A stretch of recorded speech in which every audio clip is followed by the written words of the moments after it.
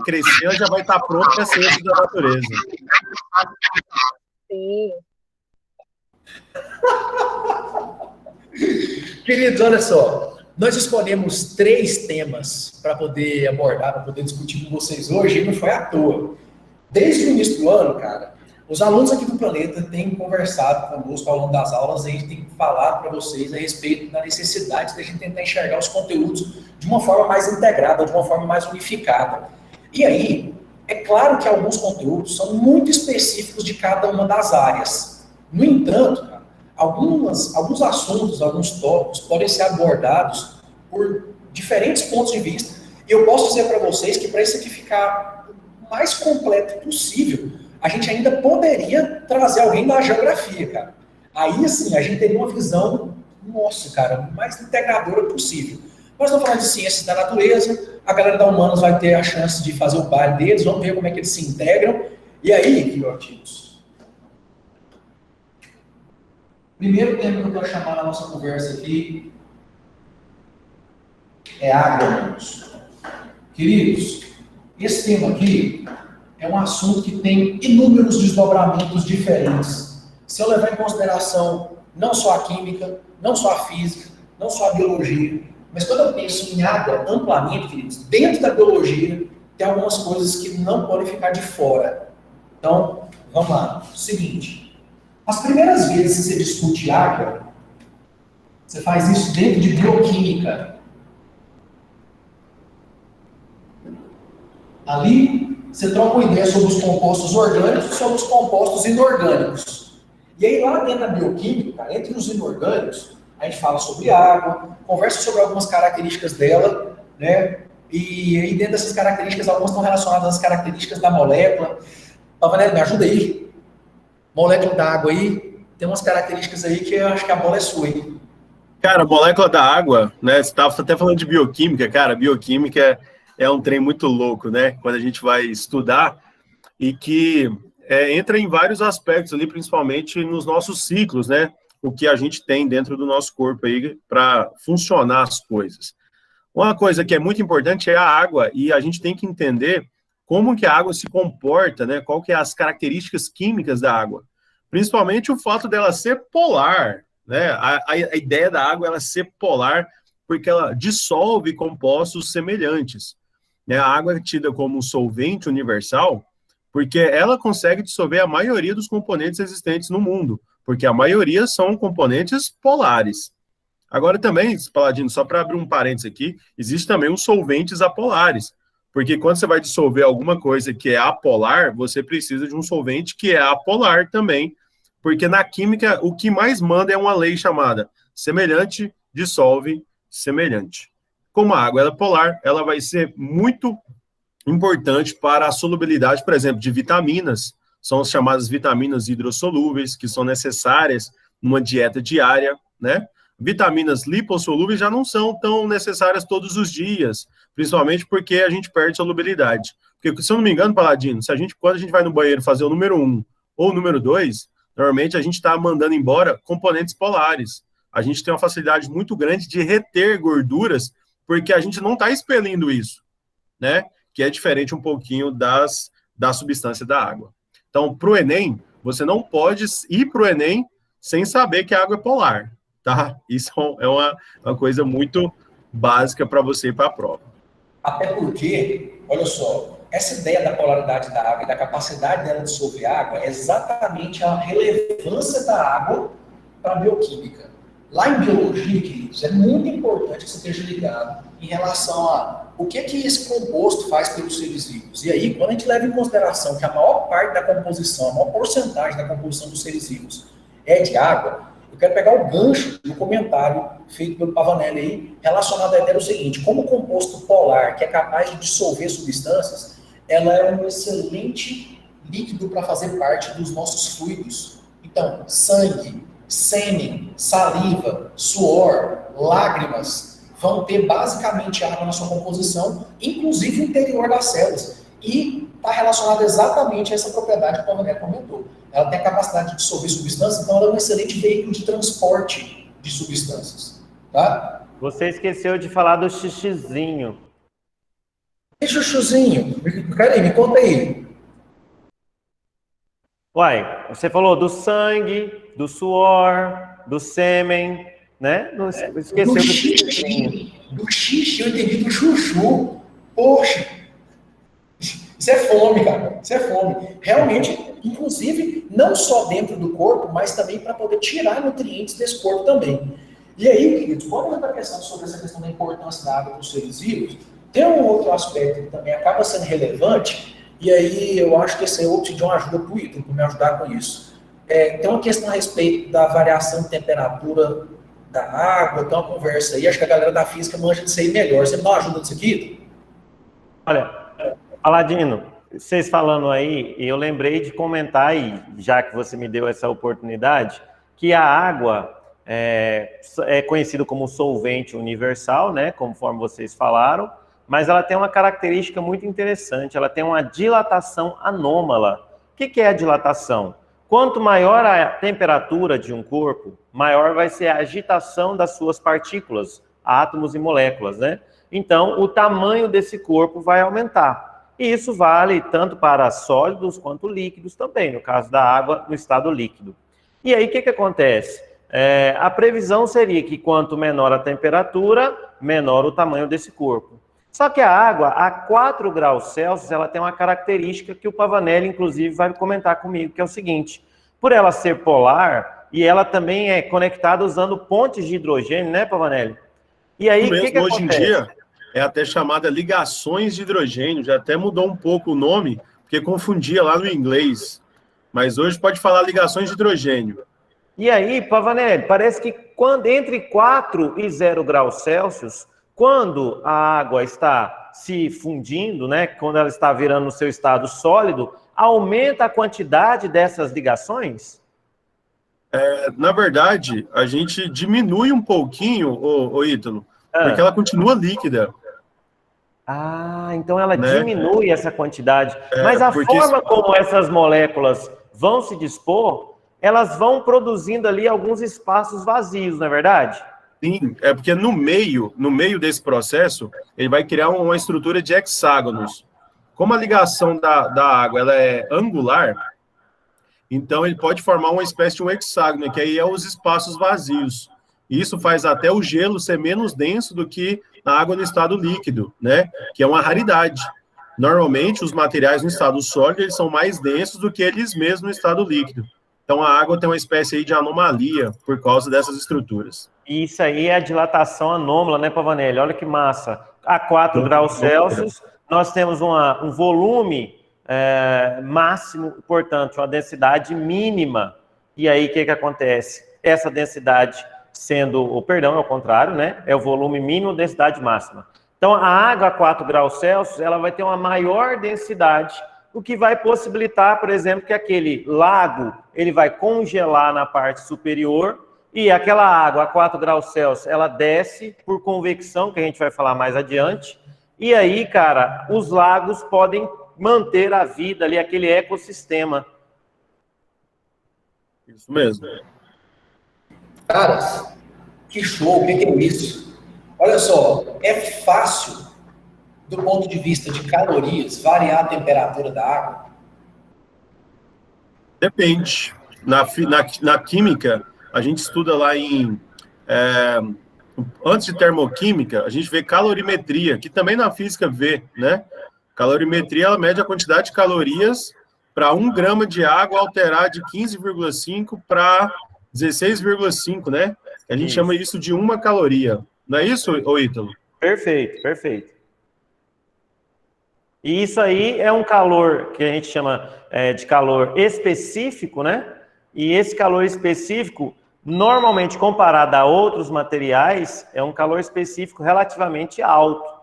Então, você precisa de uma boa quantidade de energia para variar em 1 grau Celsius. E engraçado que, para variar de estado físico, você vai precisar de uma quantidade de energia ainda maior, né? Porque ali você tem que mudar toda a geometria de ligação dessas moléculas. Isso mesmo. Acho que a Pamela está com o microfone aberto. Você quer fazer alguma pergunta, Pamela? Perdão, professora, eu não vi.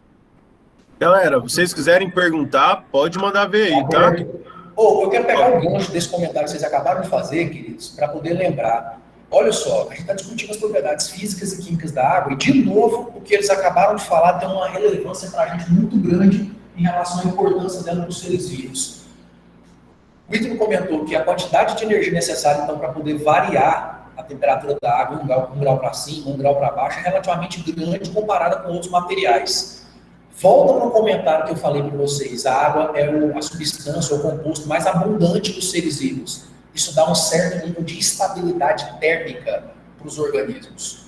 Se a gente levar em consideração, queridos, a amplitude de variação de temperatura, você tem uma pequena quantidade da biodiversidade tolera variações muito grandes de temperatura. A maior parte da biodiversidade existe e sobrevive, né, num espectro intermediário de variação de temperatura. Eu posso dizer que a maior parte da biodiversidade está entre as distribuições das temperaturas intermediárias. Olha a quantidade de espécies no polo, nos polos, por exemplo, ou no deserto. E, então, essa característica que eles acabaram de comentar também é uma relevância da água para os seres vivos, porque vai conferir para nós uma certa estabilidade. Eu tenho outra dúvida para poder... que eu preciso de ajuda aqui. Por exemplo, por que a água molha? Porque às vezes meu tapete está encostado ali, ó, no finalzinho do box ali, eu estou tomando banho, quando eu termino, tá o tapete inteiro encharcado. Me ajuda com isso aí, gente. Ô, Paladino, isso aí, eu até cheguei a falar em sala de aula, que foi meu primeiro pensamento químico na minha vida, quando eu tinha 9 anos de idade, que eu estava limpando a casa. E por que o pano, você molha ele e depois você torce e não fica seco novamente completamente, né? E aí eu fui descobrir isso mais tarde, que é por causa da agregação das partículas do pano. Por exemplo, se for um pano feito de celulose, por exemplo, o estado de agregação, ele sobra espaços vazios entre eles. E aí a água pode ficar presa ali dentro, até passar pelo processo de evaporação, né? Ou então ali a gente fazer algum processo de secagem daquele material. Mas a água fica presa em espaços vazios, que é diferente, por exemplo, de um copo. Um copo, você pega um copo com água, ele não enxuga a água, né? Ele só armazena a água por causa do seu formato, mas ele não enxuga a água. Por quê? Porque não tem praticamente espaços vazios, né? Isso tudo está relacionado à densidade dos materiais. Professor? Oi. O estado de agregação ele acontece em outros materiais, como oxigênio, etc.? Também, até no estado gasoso, quando a gente fala de estado gasoso, a gente está falando que é o máximo de caos possível, né, entre as partículas. Então, ela tem um baixo estado de agregação. No estado líquido, as partículas são mais agregadas, e no estado sólido, mais ainda, né, para fazer o formato da matéria. Isso a gente viu no primeiro dia de aula nosso, quando falamos sobre forma fixa e volume fixo, né, no estado sólido da matéria. Tudo bem? As ideias de adesão, coesão, também estão ligadas a isso? São propriedades físicas ou químicas? Ou é uma mistura ali? Dá para definir? São uma característica química ou física? Essa adesão? Isso. As moléculas de água, a sua polaridade, tem uma ideia ali relacionada a você ter uma região mais positiva, uma região mais negativa, e uma molécula da água atrai a outra. Isso é coesão, certo? Isso é coesão. Isso. E a adesão é essa propriedade que você acabou de descrever? Sim. É isso? Só que essa propriedade de densidade é uma propriedade física, porque está relacionado de maneira física da matéria. Essa coesão que você tinha dito antes, ela é uma propriedade química porque está relacionado com a personalidade da matéria. Nossa, obrigado. Valeu demais. Queridos, mais uma vez, a ilustração que eles estão fazendo, a explicação que eles estão dando para a gente, traz de novo propriedade de água associada a seres vivos, queridos. Quando você junta as forças de adesão, coesão, quando a gente ainda pensa na ideia de tensão superficial, coloca isso num tubo e ela apresenta uma propriedade para a gente que a gente chama de capilaridade. E aí, se você levar em consideração os organismos ao longo da biodiversidade, vários organismos têm mecanismos de tubo transporte dos seus nutrientes. Plantas têm vasos de xilema e floema para transporte de seiva. Nós temos vasos sanguíneos para o transporte de sangue, por exemplo. Então, é muito comum, dentro da evolução, esse sistema de transporte de fluidos por dentro de capilares, de certa forma, como se a seleção natural estivesse entendendo que ó, vou dar privilégio para esse aqui, porque o mecanismo de transporte deles é mais eficiente. Muito massa. Muito massa. Quando você fala em mecanismo de transporte, você está falando de física pura, né? Porque ali você tem uma diferença de pressão para que possa subir esse fluido, né, e vencer as forças gravitacionais aí. E o mais bacana da ideia dessa nossa conversa aqui, né, que é essa complementariedade que tem, né, entre os conhecimentos. De uma forma, assim, vamos dizer, didática, houve uma compartimentalização do conhecimento, né, mas nós estamos agora vivendo uma era em que tudo indica que a gente vai ter essa junção novamente, que é a ideia do novo ensino médio, que daqui a algum tempo a gente não vai ter mais física, química e biologia, vai ser ciências da natureza, e vai cumprir aí esses itinerários. Então, lógico que o conhecimento ao longo dos anos, né, ao longo das eras, ele é disseminado de formas diferentes. Mas hoje aqui a gente quer mostrar para vocês que quando a gente fala de um elemento água, por exemplo, ou energia, um dos elementos que a gente vai comentar com vocês, a gente tem essa compartimentalização, mas é na ideia de agregar as coisas, até para fazer mais sentido para você. Quando você tem que entender, vou pegar da minha área aqui, pressão é uma força aplicada em uma certa determinada área, né? Esse conceito parece algo assim muito específico. Agora, quando você aplica no transporte de fluidos nas plantas, por exemplo, então você vê uma aplicação para aquilo. Não é uma fórmula que você simplesmente vai ter que decorar, saca? Professor, A própria pressão arterial, ela é a aplicação direta, né, dessa forma.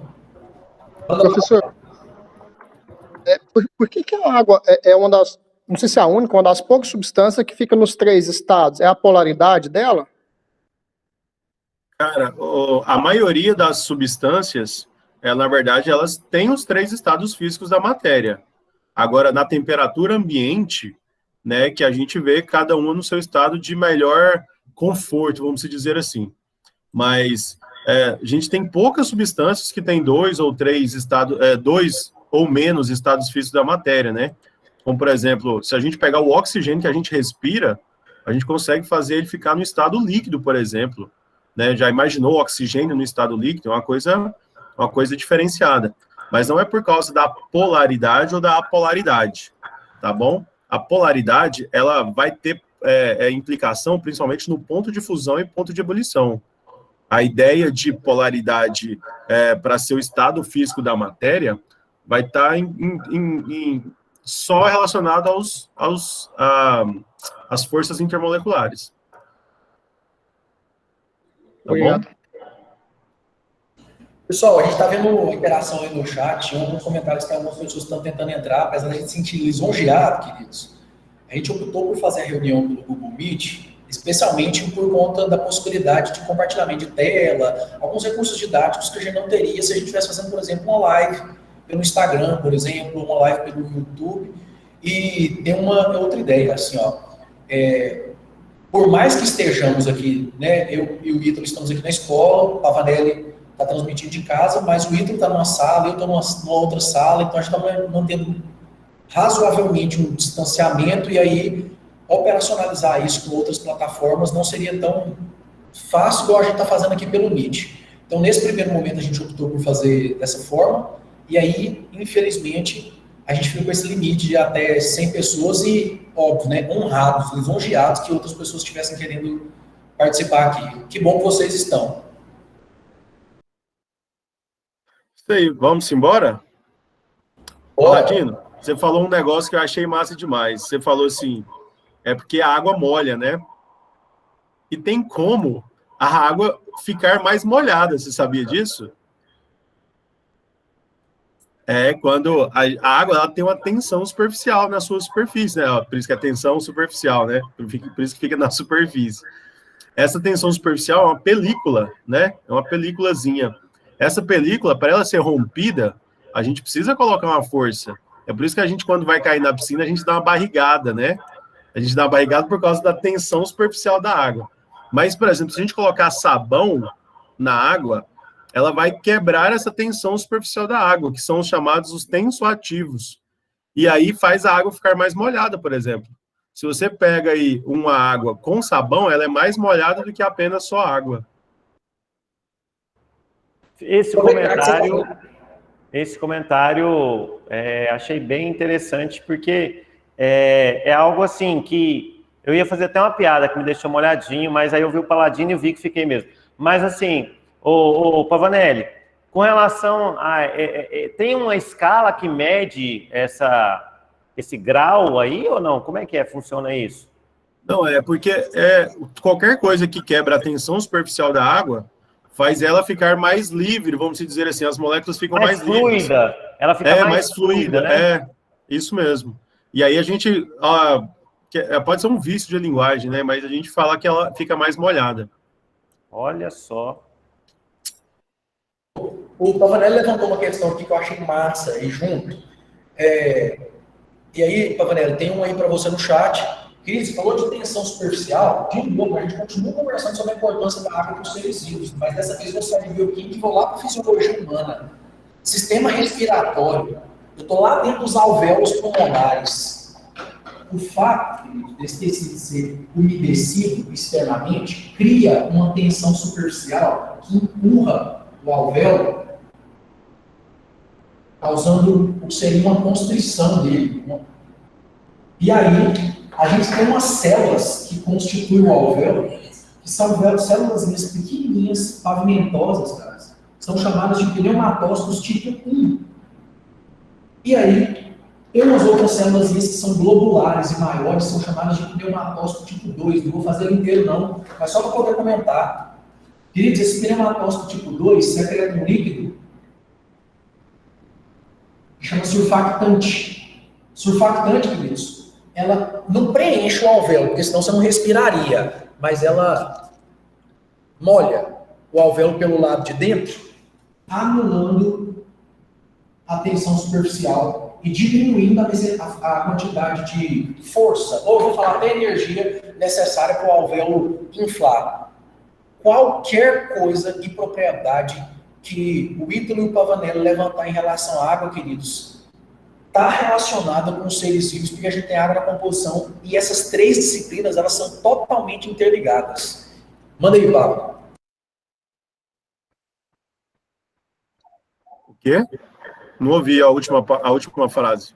Perdão, é porque tem um comentário no chat, eu não sei se você já tinha falado sobre ele. Nesse caso, a água com sabão adere mais fácil ao pano, por exemplo? Laura, talvez não, tá? Eu vou falar para você, talvez não, porque quando a gente fala tensão superficial da água, é numa tensão tipo numa piscina, num lago, numa lagoa, que vai causar aquela película por cima. Quando você está com a água em movimento ali, tipo num recipiente que você vai colocar, sei lá, num pano, por exemplo, talvez não tenha essa tensão superficial tão forte assim, capaz de não ser aderida no pano, ou então fazer com que a água com sabão se adere mais facilmente. Tá bom? Pavanelli, e Paladino. O Paladino falando, né, qualquer das características que a gente comentar, né, que isso faz com que tenha vida na Terra. E outra coisa que eu acabo de me lembrar é com relação à nossa pressão atmosférica também, né? Então, a pressão atmosférica, quando a gente respira, não é que a gente consegue puxar o ar, é que o nosso diafragma vai expandir, criando uma diferença de pressão, e aí o ar, né, composto de oxigênio e outros gases, né, vão adentrar o nosso pulmão, e aí vai acontecer o processo de respiração. Mas o legal é que, como que a gente não consegue ver coisas tão mínimas, tão pequenas, e que permitem que nós possamos ter a vida aqui nesse planeta. Então, hoje tem muitos estudos aí, né, e procura-se em outras galáxias e tudo mais, a vida fora do planeta, e procura-se também condições, né, um planeta que ofereça as mesmas condições. E esse planeta que nós estamos habitando tem características muito peculiares, né, com relação à temperatura, que o Paladino falou no início da aula, né, que não tem uma variação térmica tão grande, essa que eu estou comentando, que é a pressão atmosférica, a própria gravidade, né, a aceleração, essa gravidade que nós temos aqui para o movimento e para articulações, para músculos, né? Então isso aí faz toda a diferença. Manda abraço. Só um comentário aqui. Eu acho, Ítalo, que existe aproximadamente 2 milhões de combinações no nosso planeta para existir vida, saca? A água e todos esses fatores aí são só algumas, né? Se a gente for falar, por exemplo, Paladino, pH do sangue, se o pH variar ali mais do que 0,1, por exemplo, ou da acidose ou da alcalose, né? E aí a pessoa pode vir a morrer, por exemplo. Isso é um exemplo. Se a proporção de oxigênio mudar na atmosfera, a gente também tá errado. A gente vai pro saco, né? Então tem várias coisas, assim, são várias... como é que fala? São várias combinações, é muito certinho, é muito sincronizado. Que eu vi, cara, que eu achei muito curioso, que estava relacionado com o seguinte, que se a quantidade de oxigênio na atmosfera fosse maior do que ela é, a possibilidade de incêndios espontâneos seriam extremamente mais frequentes do que já acontece no planeta. Seria tipo a ideia de ignição, combustão. O que vocês podem falar sobre isso? O oxigênio é um ótimo componente, né? A Heloísa quer falar aí. Pode falar, Heloísa. O professor Eduardo, de Química, né? Ele disse pra gente que o oxigênio, se existisse, se a gente fosse aumentar a quantidade de oxigênio, não. Ele falou isso mesmo, que se a gente aumentasse a quantidade de oxigênio, provavelmente não existiria vida na Terra, porque o oxigênio ele é o combustível do combustível, né? É o comburente. Ainda tem um outro aspecto que é bem legal, cara, porque assim, mais adiante, um dos nossos assuntos aqui hoje é energia.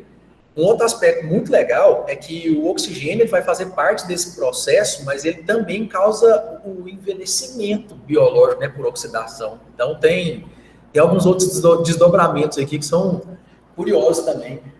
Cara, olha só, o Ítalo está levantando umas questões relacionadas às condições necessárias à vida, e eu acho muito curioso que, de uma certa forma, os humanos estejam preocupados em procurar, eu vou colocar assim, vida em outros lugares. E aí é óbvio que a gente vai fazer um critério de comparação com a vida que a gente conhece, que ela é baseada em carbono, que ela é dependente de água, mas eventualmente o universo é amplo demais, né? Existem outras possibilidades. Existe uma série de características que os seres vivos têm em comum. E aí, quando a gente está fazendo como um tema abertão aqui, essa ideia de água, queridos, eu continuei expandindo o tema aqui em cima de coisas que foram faladas mesmo por vocês, pelo Ítalo, pelo Pavanello. Eu estou pensando na ideia de que, dentro da fisiologia humana, qualquer um dos fluidos que você for estudar, por exemplo, o Ítalo comentou agora há pouco sobre a questão da pressão, por exemplo, a pressão arterial, o sangue tem a água na composição dele. Cara, a seiva dos vegetais tem também água na composição dela, inclusive essa água vai fazer parte de uma estrutura maior do que o próprio ser vivo, porque os meninos citaram a ideia da água também estar presente na atmosfera. Queridos, eu tenho uma ideia relacionada com a transpiração, cara, que é muito importante para a manutenção do ciclo hidrológico como um todo. Então, assim, a gente pode pensar em importância de água, tanto em escala micro, em escala praticamente molecular. Eu quero lembrar vocês também, queridos, que além de bioquímica, a gente conversa que a água faz parte das reações químicas, né? Então, sendo bem breve aqui, e talvez o Pavanello queira aprofundar um pouco mais, aminoácido 1, aminoácido 2. Para eu poder ligar eles e estabelecer uma ligação, formar uma ligação peptídica, OH aqui, H aqui, juntou, isso aqui vai formar uma moléculazinha de água. Estou muito equivocado, Pavanello? É isso mesmo? Não, cara. Normalmente, essas reações são chamadas desidratações, né? Porque sempre tem a liberação de água. Reação de combustão sempre tem liberação de água. Reação de esterificação libera água. A reação de neutralização libera água. A água, normalmente, ela é um produto de uma reação. É muito difícil a água funcionar como um reagente. E aí, queridos, olha só, ela também vai participar de processos Você pega todos os exemplos que o Pavanelli citou e vamos pensar, por exemplo, no processo inverso, processo de digestão, de quebra dessas moléculas. Isso vai ter que, o que aconteceu da formação da água vai ter que desacontecer. Então, quando a gente leva em consideração todo o processo de digestão dos nutrientes, esses nutrientes que quando foram formados, você teve essa, eu vou colocar assim, a síntese, né? Você teve uma reação que levou à formação da molécula de água, no processo inverso, isso também vai ocorrer. Né? Isso mesmo. E aí, Paladino, vamos resolver umas questões, cara? Bora, foi para isso nós viemos. O que as provas podem trazer a respeito dessas questões, né, do que a gente está falando aí? Ô, Ítalo, que galáxia que é essa que você está aí? Essa aqui é a galáxia de Andrômeda. Essa aqui é porque é onde normalmente eu vivo, sabe? Mundo da Lua. Mas eu tava aqui, né, com os cavalos e tal, né? E aí, de repente, o Paladino entrega que eu tô aqui na escola. Eu falei assim, não, agora eu tenho que ir mais longe ainda. Tava fazendo todo o mistério do meu paradeiro, né? Andrômeda é muito visto, né? Lá no Cavaleiro do Zodíaco, né? A gente que via. A gente via muito, ó. Né? Me dê sua força, Paladino. Ou quer dizer, Pegasus. Não, senhor. O do Shun é corrente de Andrômeda. Esse era o Seiya. O Seiya, eu vou te falar, viu, velho? Ele parece um Fiuk do Big Brother. Xinga o Seiya, não. Que colorido, gente. Que é isso? Saori. Gente, olha só, se liga. A gente trouxe umas questões para poder conversar com vocês. E aí, essa primeira aqui, meus queridos, é uma questão que caiu recentemente no Enem e está relacionada a um dos aspectos que a gente discute relacionados à própria água. Aqui no quadro, eu deixei citado que dentro de citologia, quando você está conversando sobre as membranas celulares, a gente conversa sobre os transportes através das membranas. E aí, lá nos transportes através das membranas, a gente conversa também sobre a ideia de que você tem transporte de solvente, você tem transporte de soluto. De uma maneira geral, o termo que a gente utiliza para poder designar o transporte de solvente, que em sua grande maioria na célula é água, é osmose. E aí, nesse sentido, levando em consideração membranas que são semipermeáveis, a água vai se deslocar de onde há uma menor concentração de soluto para onde está uma maior concentração de soluto. Estou muito equivocado? Me ajuda aí. Não, tá não. Isso na química é chamado de propriedade coligativa, chamada de osmoscopia. Isso acontece também, Paladino, não só dentro da gente. Isso é a osmose, né, que acontece na gente. Mas isso aí acontece em processo industrial, você pira? A osmose, eles colocam uma membrana semipermeável para fazer uma purificação, para passar de um meio mais concentrado para o meio menos concentrado e tal. Para a gente, talvez seja uma coisa muito, tipo assim, muito importante para manter a nossa vida. Por exemplo, a gente toma isotônicos, né? A gente não toma normalmente hipertônico ou hipotônico, né? A gente tem que manter a quantidade de sal, porque diminuir a quantidade de sal ou aumentar a quantidade de sal não é recomendável, né? Olha só, vocês já ouviram falar alguma coisa, talvez poderiam me orientar. Eu já ouvi algumas coisas, já li a respeito, já até orientei questões, mas eu não domino. Osmose reversa, que é um processo que não acontece nos seres vivos, né? É um processo industrial, né? Se não estou equivocado. E é fazer justamente o oposto.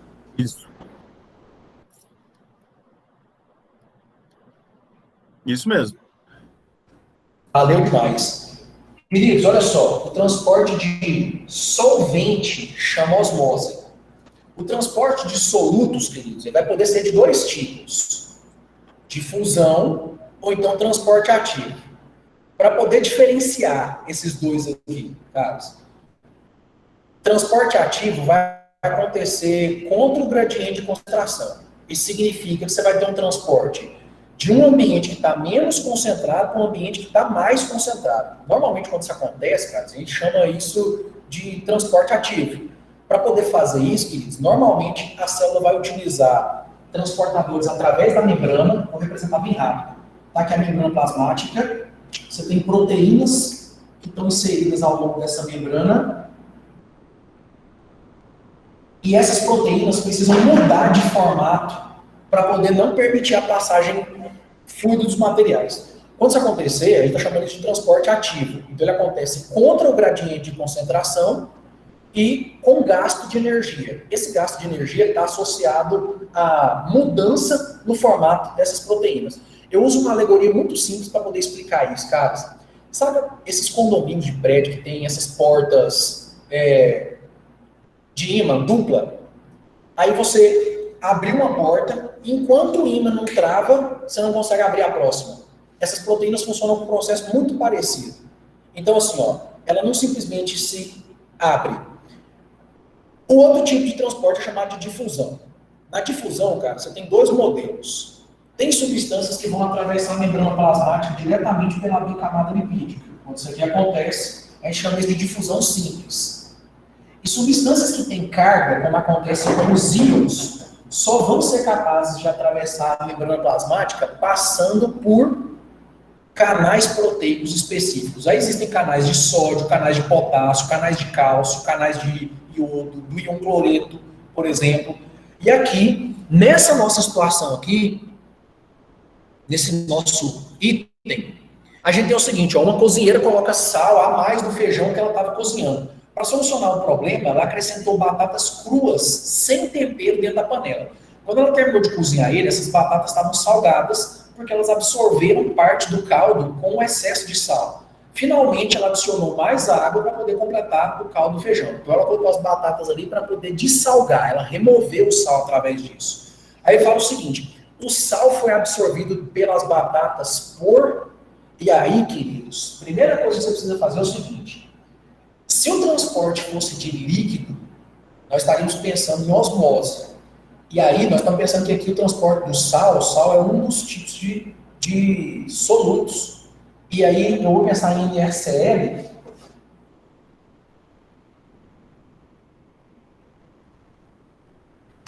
O sal, queridos, vai acontecer, é um tipo de difusão. E ela acontece porque ela ocorreu a favor do gradiente de concentração. O que eu estou chamando a favor do gradiente de concentração? Você tinha a água mais salgada e o interior da batata que estava com pouco sal.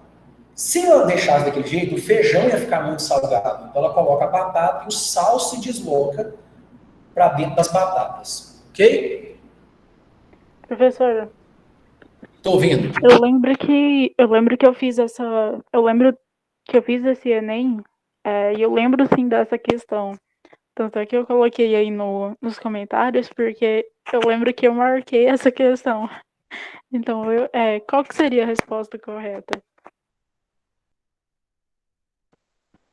Da alternativa quem tá em transporte é o sal, tá bom? Professor? Se o transporte estivesse acontecendo, se fosse da água, aí eu teria osmose. Estou ouvindo. Estamos ouvindo, na verdade. Não, já respondi uma pergunta. Obrigada. Desculpa, Anitta, eu perdi o que você falou. Na verdade, é porque eu tava tendo um probleminha com o áudio, aí eu não escutei o processo de osmose. Qual matéria que ele fazia o transporte?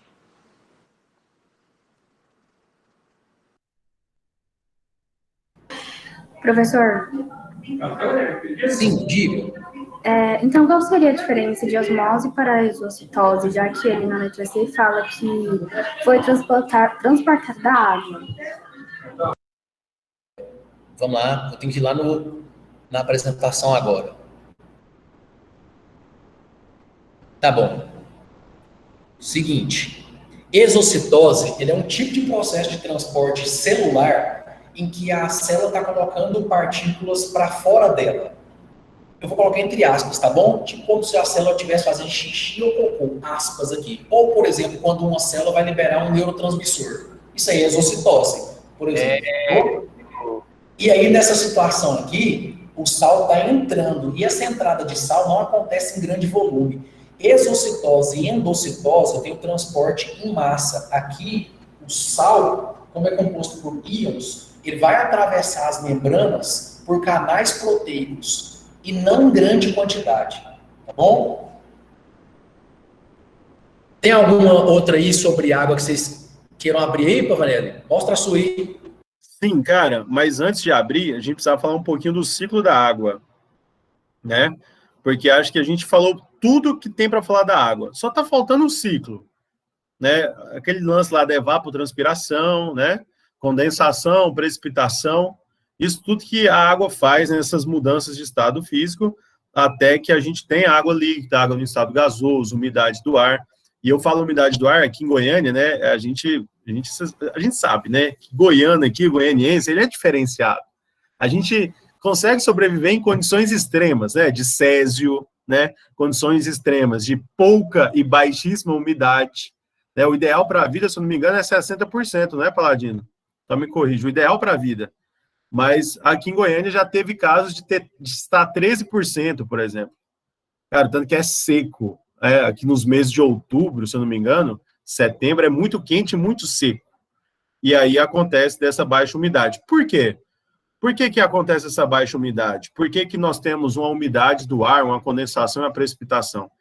Porque a água, ela passa por um processo chamado de evaporação, não é, Ítalo? Que é uns processos físicos, né? Você quer explicar isso aí? Estou falando aqui o microfone fechado, é uma anta mesmo, né? Mas é demais, olha só. Velho, eu racho de rir com o Ítalo. Velho, eu preciso comentar isso. Porque os comentários, eles, assim, são muito espontâneos. Cara... tô que falo aqui, isso mesmo, né? Fazendo gancho, igual radialista. Isso tá lá, mesmo, Paladino. Isso aí acontece. Aí, de repente, eu falei, não, mas é uma anta. Aí aparece o aviso aqui, seu microfone está desativado. Ah, que bom. Então, Paladino, e Pavanelli, né? Os dois P's aí tem hora que eu falo, é Paladino, Pavanelli. Então, eu vou chamar você de químico fodão e biólogo gostosão. Mas então, olha só. O Paladino é o deus grego. Ai, olha só, gente, falando sério. O Pavanelli comentou aí sobre o ciclo da água, e a gente sabe que, como até anteriormente falando, né, que a água, assim como as demais substâncias, a maioria delas podem estar, né, nas três formas aí, né, no estado sólido, também conhecido como fase de agregação, né, Pavanelli? Tá tendo essa mudança no nome também aí. Você pode encontrar tanto o estado físico da matéria ou fase de agregação. E aí, eu trouxe essas figurinhas aqui só para impressionar mesmo, porque eu não sei comentar isso aqui não. Quem sabe é o Pavanelli, tá? Então, olha só. Nós temos o estado sólido, o estado líquido e o estado gasoso. Comenta aí um pouquinho, Pavanelli, para a gente, as características dessas ligações aí. Cara, eu vou falar igual eu falei na aula para a galera. No primeiro dia de aula, eu falo sobre o estado físico da matéria. Uhum, e aí eu falo assim, ó, imagina que você está lá no Eixo Anhanguera, 6 horas da tarde. Sendo encoxado, né? Comer um salgado de terminal. Explicação. A Pâmela falou, nunca esqueci dessa explicação. Porque no Eixo Anhanguera só tem gente bonita e cheirosa. Fala que não é. Hã? É a verdade, né? Então, pira só, vai entrando aquele tanto de gente. Aí você vai assim, velho, não cabe, vai entrando, e vai entrando. De repente você fica compactado lá dentro. Então, aquele ônibus sai todo compactado. Aquilo ali é o estado físico da matéria. As partículas estão extremamente agregadas. Quando você está andando no eixão, 10 horas da noite, já andou, Paladino, no eixão Anhanguera? 10 horas da noite, lá, velho. Você fala assim, carro e moto é uma aquisição bem muito recente da minha vida, meu filho. Foi muitos anos indo para aquele Campus 2 ali, no horário de pico ali, cara. Aula à noite, começando 7 horas. É coisa louca. Eu aqui balançando a cabecinha aí, porque viveu também, né? Quem viveu, viveu. Bom, eu fazia isso, né, para ir para a UFG também, mas quando eu ia trabalhar à noite, quando eu trabalhava de madrugada à noite, eu tinha que pegar o Eixo Anhanguera 10 horas da noite. Ah, naquela região ali do Dergo, né? Sempre soube que você trabalhava por ali. Ele nega, mas a gente está sabendo agora, tá vendo? A pessoa vai soltando. Brincadeira, Pavanelli, manda brasa. Vector faz tudo. Vocês sabem que o meu relacionamento é com soneca. Então não fiquem enciumados, tá bom? Não fiquem enciumados. Segura, dá uma seguradinha na sua vontade de estar junto num triângulo amoroso. Não existe essa possibilidade, tá bom? Fala, Nelly. A Oi, química que rola entre você e o Soneca é diferente, né? é muito diferente. É uma interação intermolecular muito forte, do tipo íon dipolo. Para quem entendeu, entendeu, né? Quem não entendeu, vamos estudar mais, né? É isso aí. Pira só, velho.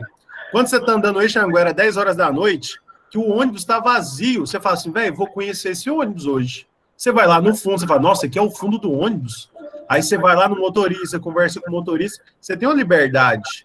Essa liberdade é boa, só que ela é limitada, porque você não pode sair do ônibus, né? Em movimento, não é saudável, tá? Aí o que você vai fazer? Você está lá no estado líquido, é o estado de agregação mais maleável, em que a matéria tem uma certa liberdade, só que a liberdade limitada. Mas o Paladino e Ítalo, que vocês devem ter pego também, o eixão, quando chega lá no Novo Mundo, naquele eixão, ó o Ítalo compartilhando a gente mesmo. É. Aqui, pronto. Apareceu? É porque eu queria mostrar essa Apareceu, figurinha apareceu. pra ajudar. Aí. Apareceu.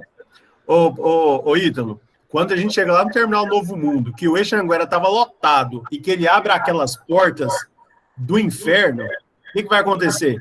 Sai gente para todo lado, num grau de agitação monstro das partículas. E aí as partículas estão num caos máximo. Então a gente pode...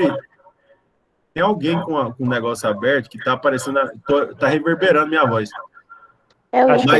Acho que sou eu, peraí. Ítalo. Deixa eu tirar aqui rapidinho. Só que Aí eu tenho que vai falar assim, mas é uma anta mesmo, quer ver?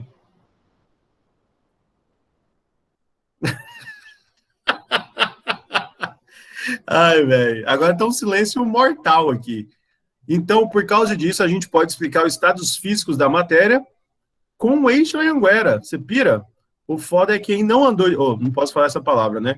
Tipo assim, o pai é que não andou, quem nunca andou de eixo Anhanguera, cara, não vai entender o que a gente tá falando, né? Quando você está falando sobre estados físicos, ou ciclo hidrológico, queridos, você tem que levar, então, em consideração as mudanças de estado físico e também a ideia de que os processos de transformação de estado físico, né? Paladino, Fala. tá aparecendo aí os estados físicos para a galera ver na tela? E Tá? quando você está colocando de aba, está aparecendo também. Então, cuidado. Você está compartilhando, parece que é a janela inteira. Dependendo do que tiver aberto aí, você fica esperto. Então, não, eu tô compartilhando a janela inteira. Vocês estão conseguindo ver aqui, né, que de sólido para líquido é fusão, de líquido para gasoso, vaporização. E a vaporização pode ser de 3 formas, né? Um processo mais lento, que é a evaporação, um processo médio, rápido, depende aí da fonte quente que você tem, que é a ebulição, e um processo praticamente instantâneo, que é a calefação, né?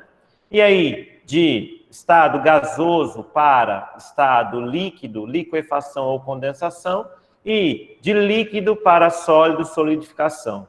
E do sólido diretamente para o gás, sublimação, e de gás para sólido, sublimação reversa, sublimação inversa, depende do autor. E aí, tem um macetezinho aqui que eu gosto de passar para a galera, que é mais ou menos uma musiquinha bem ridícula, né, como eu, mas, assim, eu gosto muito e, sabe, porque, assim, tem 2 formas de se aprender uma coisa, assim...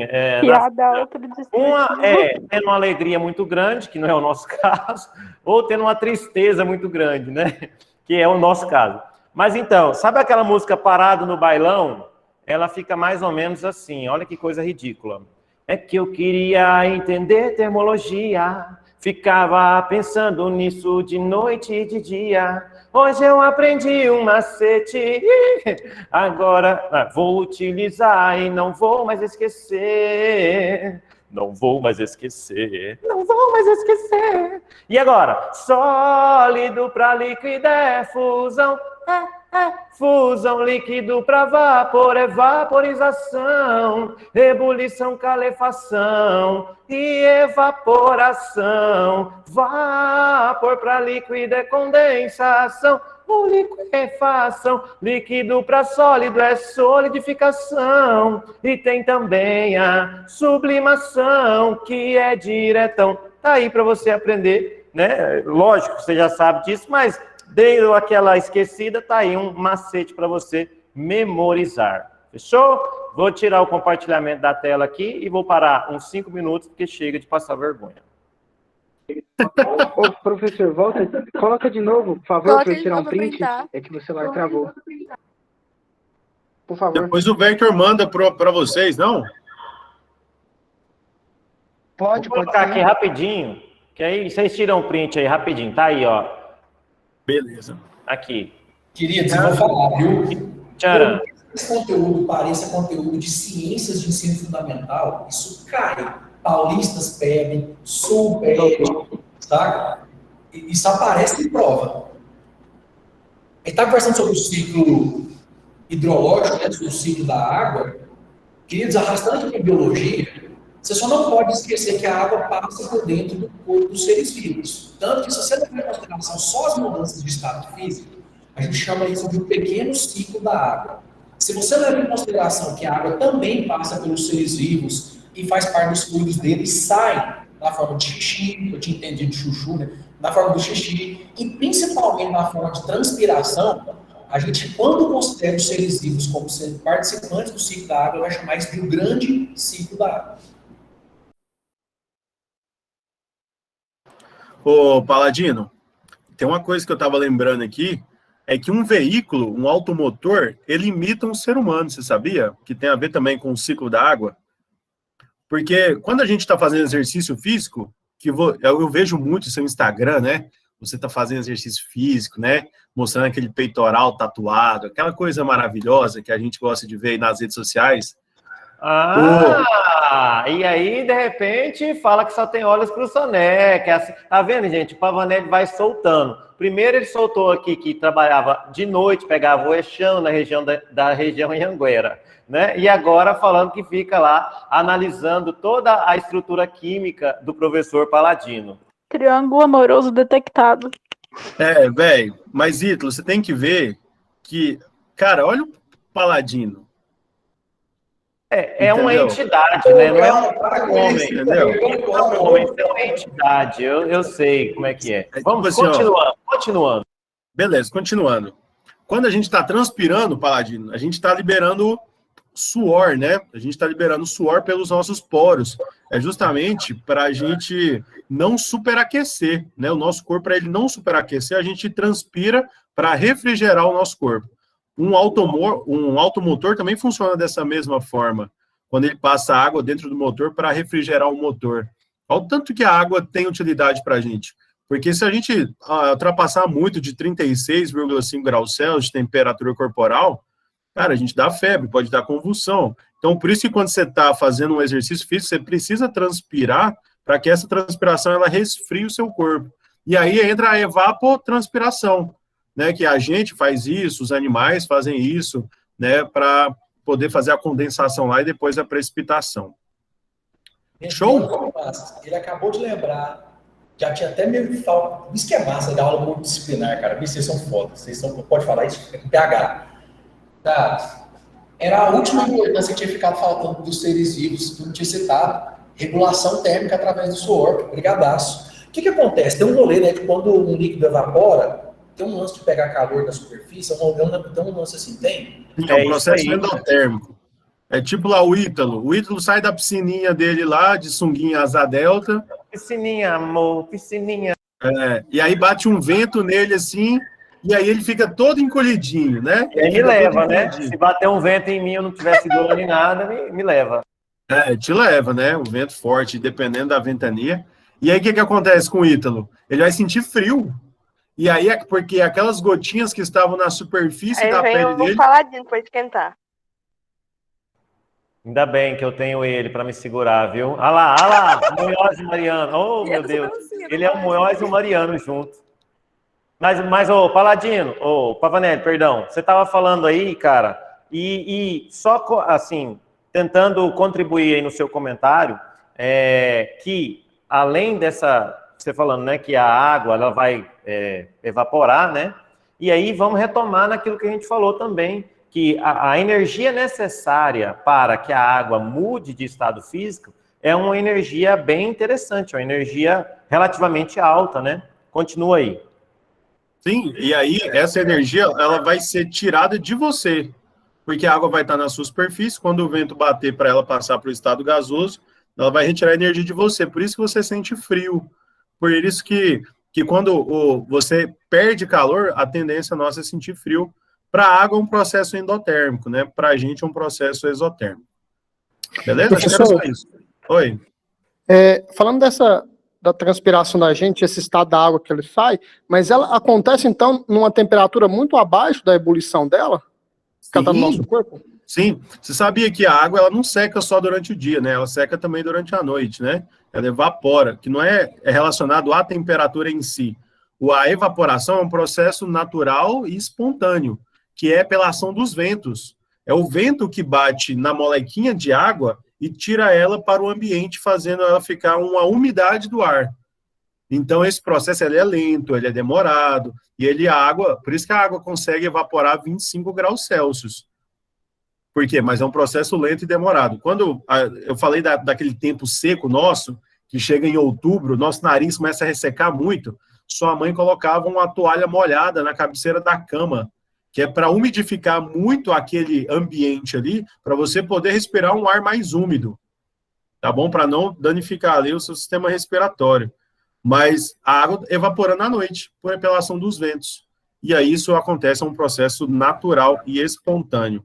O Ítalo falou que a ebulição é um processo forçado, né? É tipo a gente fazer um café, tipo a gente fazer um chá.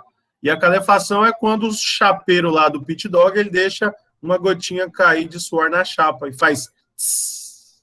Aquilo ali é uma calefação, tá bom? Ah, não, professor, que nojo. Ai, velho, hoje é dia de comer um burgão, né? Ali na 10, né? Ali, na 10 não, pedir, né? Porque a gente não tá podendo ainda ir comer no lugar. Mas aquele de maionese verde, né? Cara, aquilo ali é maravilhoso. Aquilo ali é um néctar dos deuses. Eu achei curioso uma coisa. Nós tivemos, assim, não foi uma queda de braço, porque é uma harmonia aqui, nós três, né? Mas foi pesaroso, cara, escolher os temas para poder conversar, porque cada escolha que a gente fazia, a gente sabia que estava deixando um monte de outras coisas importantes de fora. E aí, a gente selecionou 3 temas. E em algum momento, a gente ficou assim, caracas, mas será que dá para falar sobre esses temas em 2 horas? Queridos, eu estou com a sensação aqui de que se essa aula fosse até às 18, a gente continuaria citando importâncias da água para a química, para a física e para a biologia, dando exemplos, resolvendo questões do mesmo jeito. Cara, olha só, nós estamos com 1 hora de encontro aproximadamente e desdobramentos múltiplos continuam saindo relacionados praticamente em torno de um tema só. Tema só. E, ó, o Gustavo falou uma pergunta muito boa que a gente ainda também não abordou.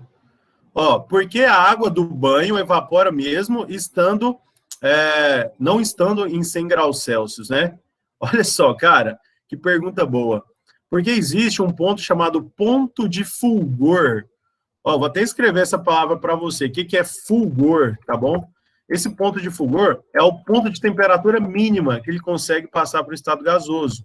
Como é o álcool, que você passa aí, ó, se você tiver com álcool aí do lado, passa o álcool no braço para você ver. Passa o álcool na mão e no braço. Porque você vai sentir um friozinho. Você está sentindo um friozinho aí, Paladino?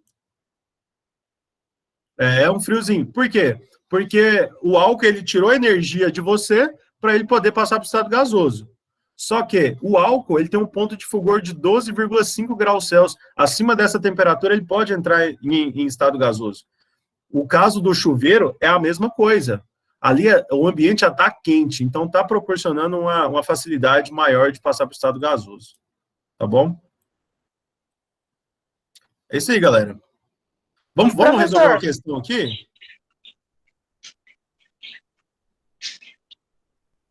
Hein, galera? Podemos resolver uma questão aqui? Você manda. Vou compartilhar aqui com vocês, tá? Compartilha. Só não pode ser aquele nudes que você mandou mais cedo. Nessa parte do chuveiro aí, por que a água parece que de vez em quando está subindo? Na parede, parece que ela sobe a parede assim. Ao invés de sofrer o efeito da gravidade, parece que ela sobe a parede. Ô, louco, que chuveiro que é esse? Aqui em casa Acho que não é ele tá assim não, falando gente. do vapor, porque que o vapor ele vai subindo, eu acho. Ah, porque ele tá menos denso do que o ar. Simples por causa disso. Tá bom? Ele tá menos denso do que o ar. Apenas isso. Tá bom? Sempre quando o ar tá quente, um vapor tá quente, a tendência a ele é ficar mais em cima, porque ele tem um grau de agitação máximo das partículas. Tá bom? Beleza? É professor David Ramos, é? Sim, Vocês estão sim. vendo?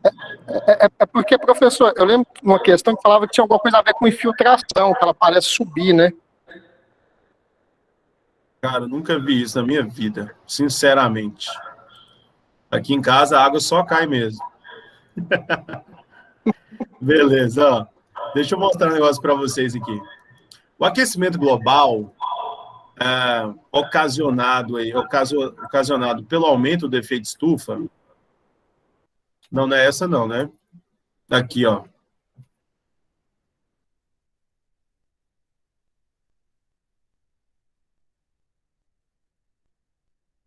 Essa mesmo. O aquecimento global ocasionado pelo aumento do efeito estufa tem como uma de suas causas a disponibilização acelerada de átomos de carbono na atmosfera. Essa disponibilização acontece, por exemplo, na queima de combustíveis fósseis, como a gasolina, os óleos e tudo mais, para a atmosfera. Por outro lado, a produção de metano, outro gás causador do efeito estufa, está associada à pecuária e à degradação da matéria orgânica. Apesar dos problemas causados pela disponibilização acelerada dos gases citados, esses são imprescindíveis à vida na Terra, importantes à manutenção do equilíbrio ecológico. Porque, por exemplo... E aí, galera, o que a gente pode falar sobre essas questões? E também relacionar a água, né?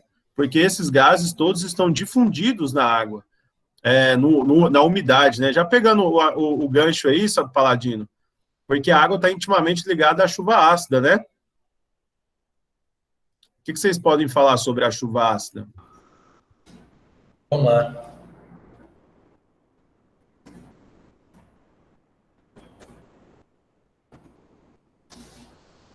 Ajuda com os nomes deles aí, hein? Não quero vacilar, hein? Sim. Esses gases podem ser liberados naturalmente em vulcões, por exemplo, mas também pela atividade humana, por atividade industrial humana, e na atmosfera ele vai reagir formando o ácido nítrico e o ácido sulfúrico.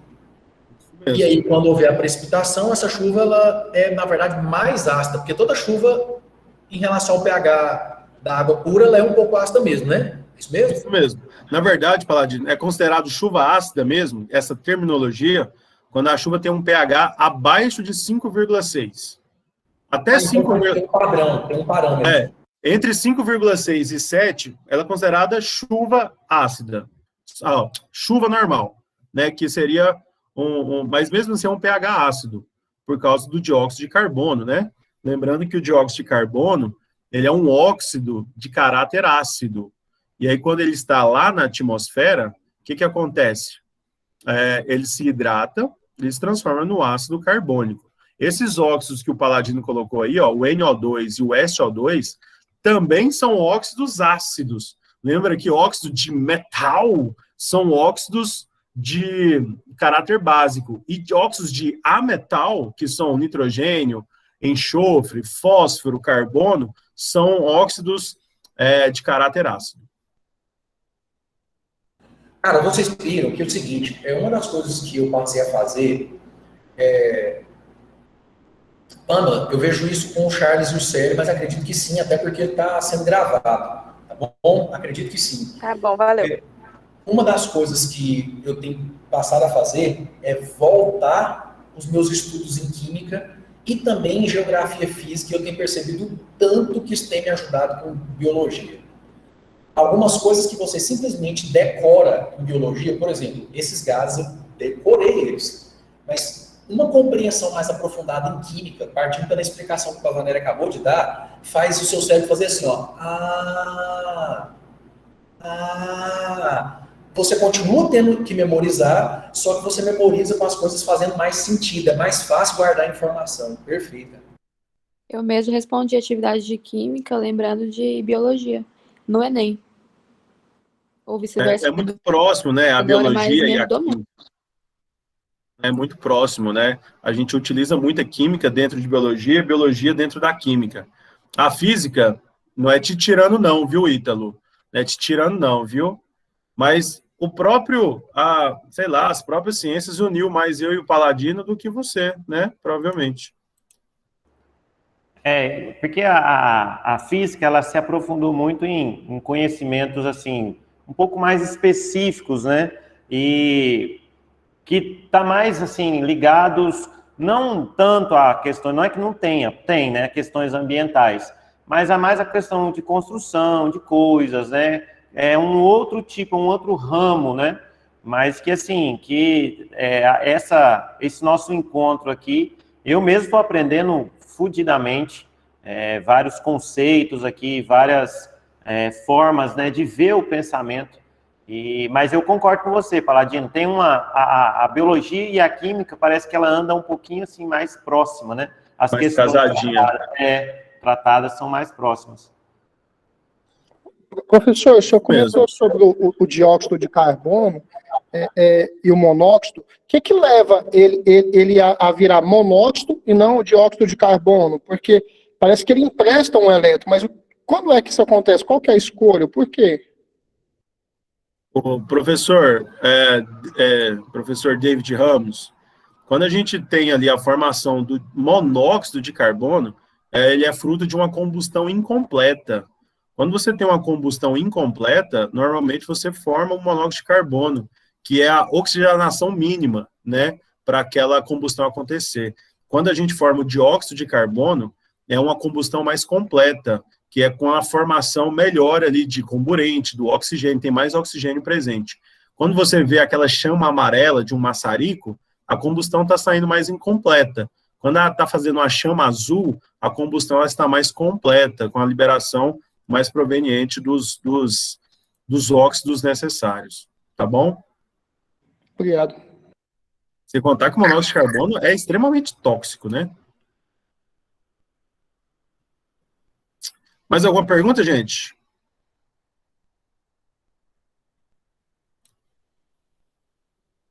O Paladino está fazendo um esqueminha ali, né? E quando fala aí de questões ambientais, né? E a gente estava falando aí sobre desbravar, né? Outros planetas e outros ecossistemas.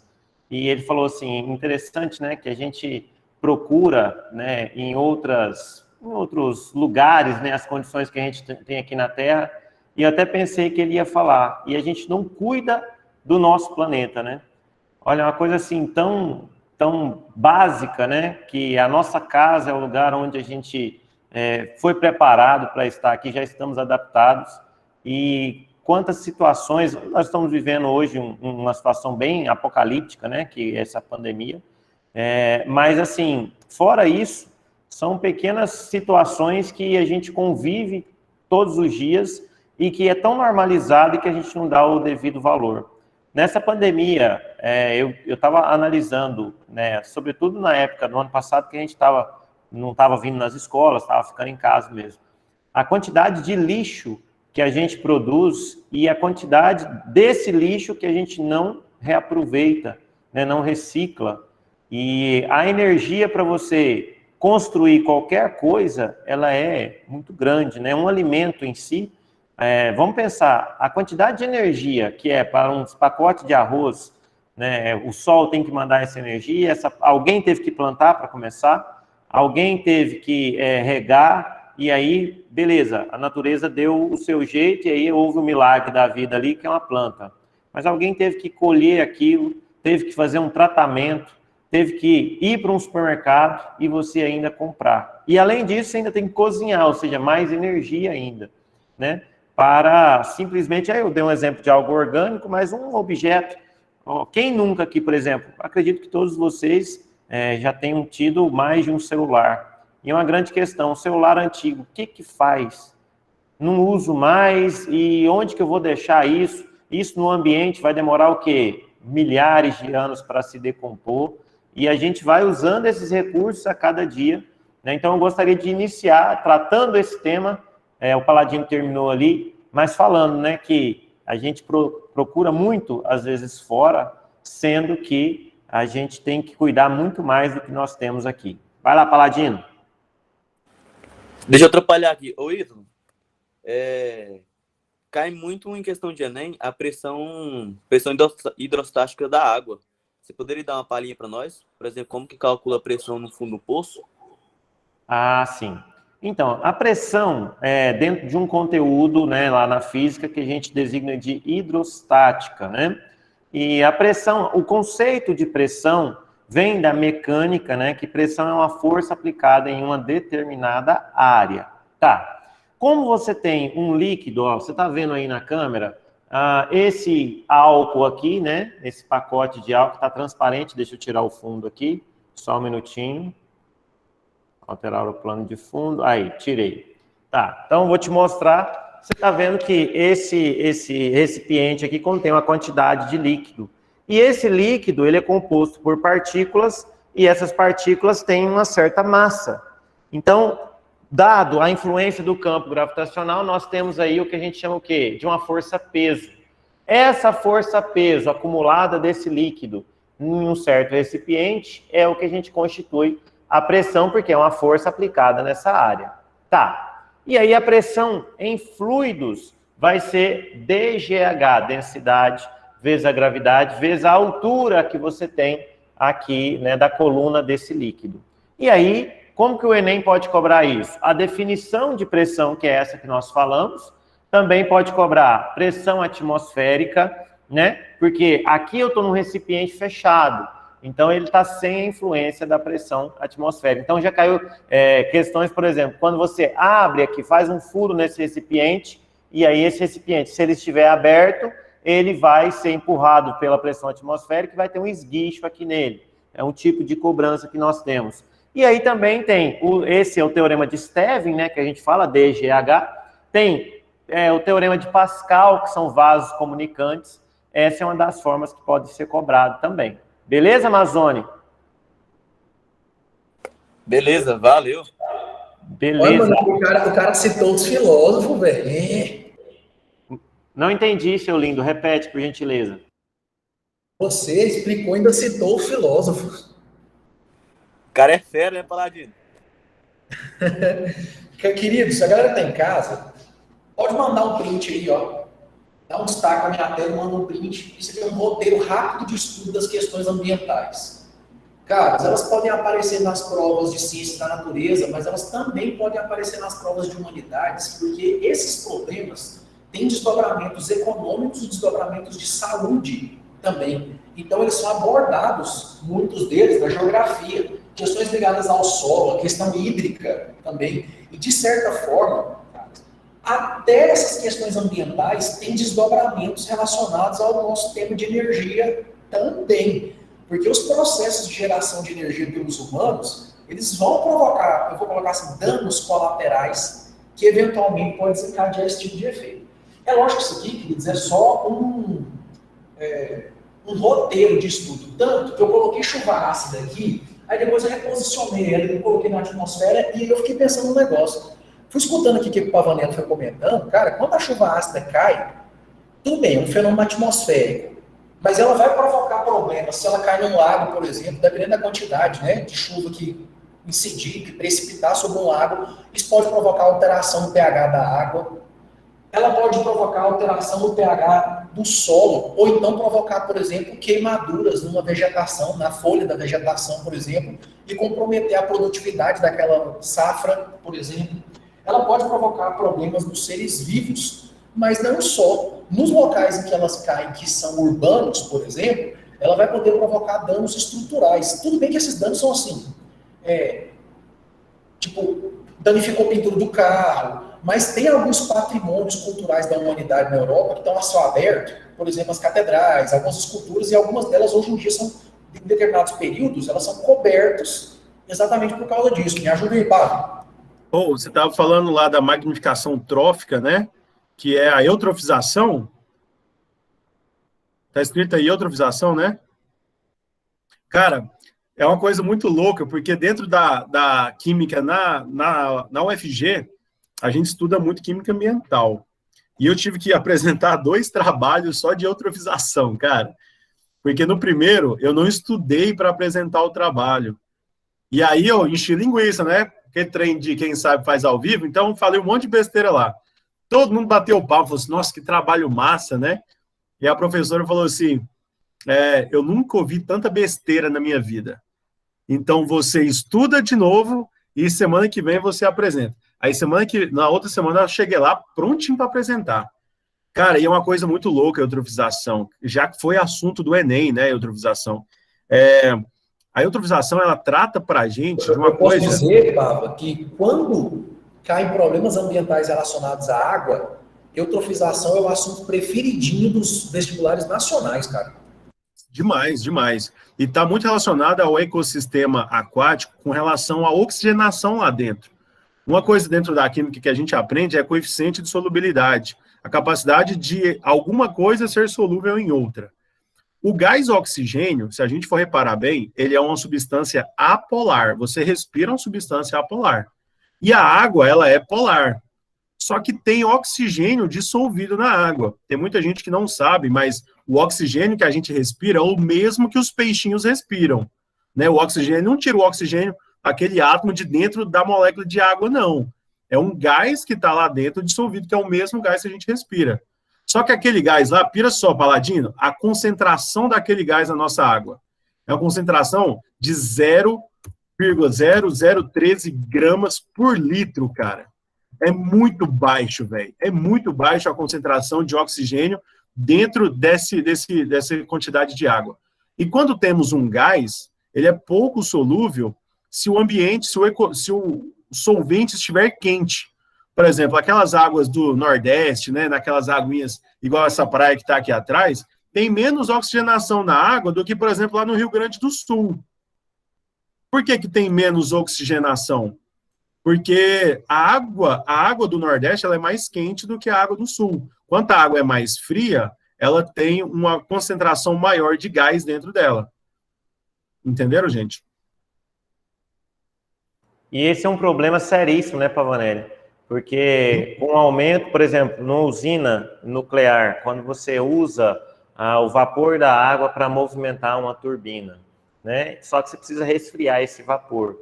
E aí, às vezes, você deixa um rio, uma represa passando por ali para resfriar, né, essa água e começar todo o processo. Só que a água que está sendo utilizada para resfriar, ela vai ter um ligeiro aumento na sua temperatura e, ou seja, ela vai perder oxigênio ali. Muita gente não esquece desse, esse é um dos efeitos também das usinas hidrelétricas, né?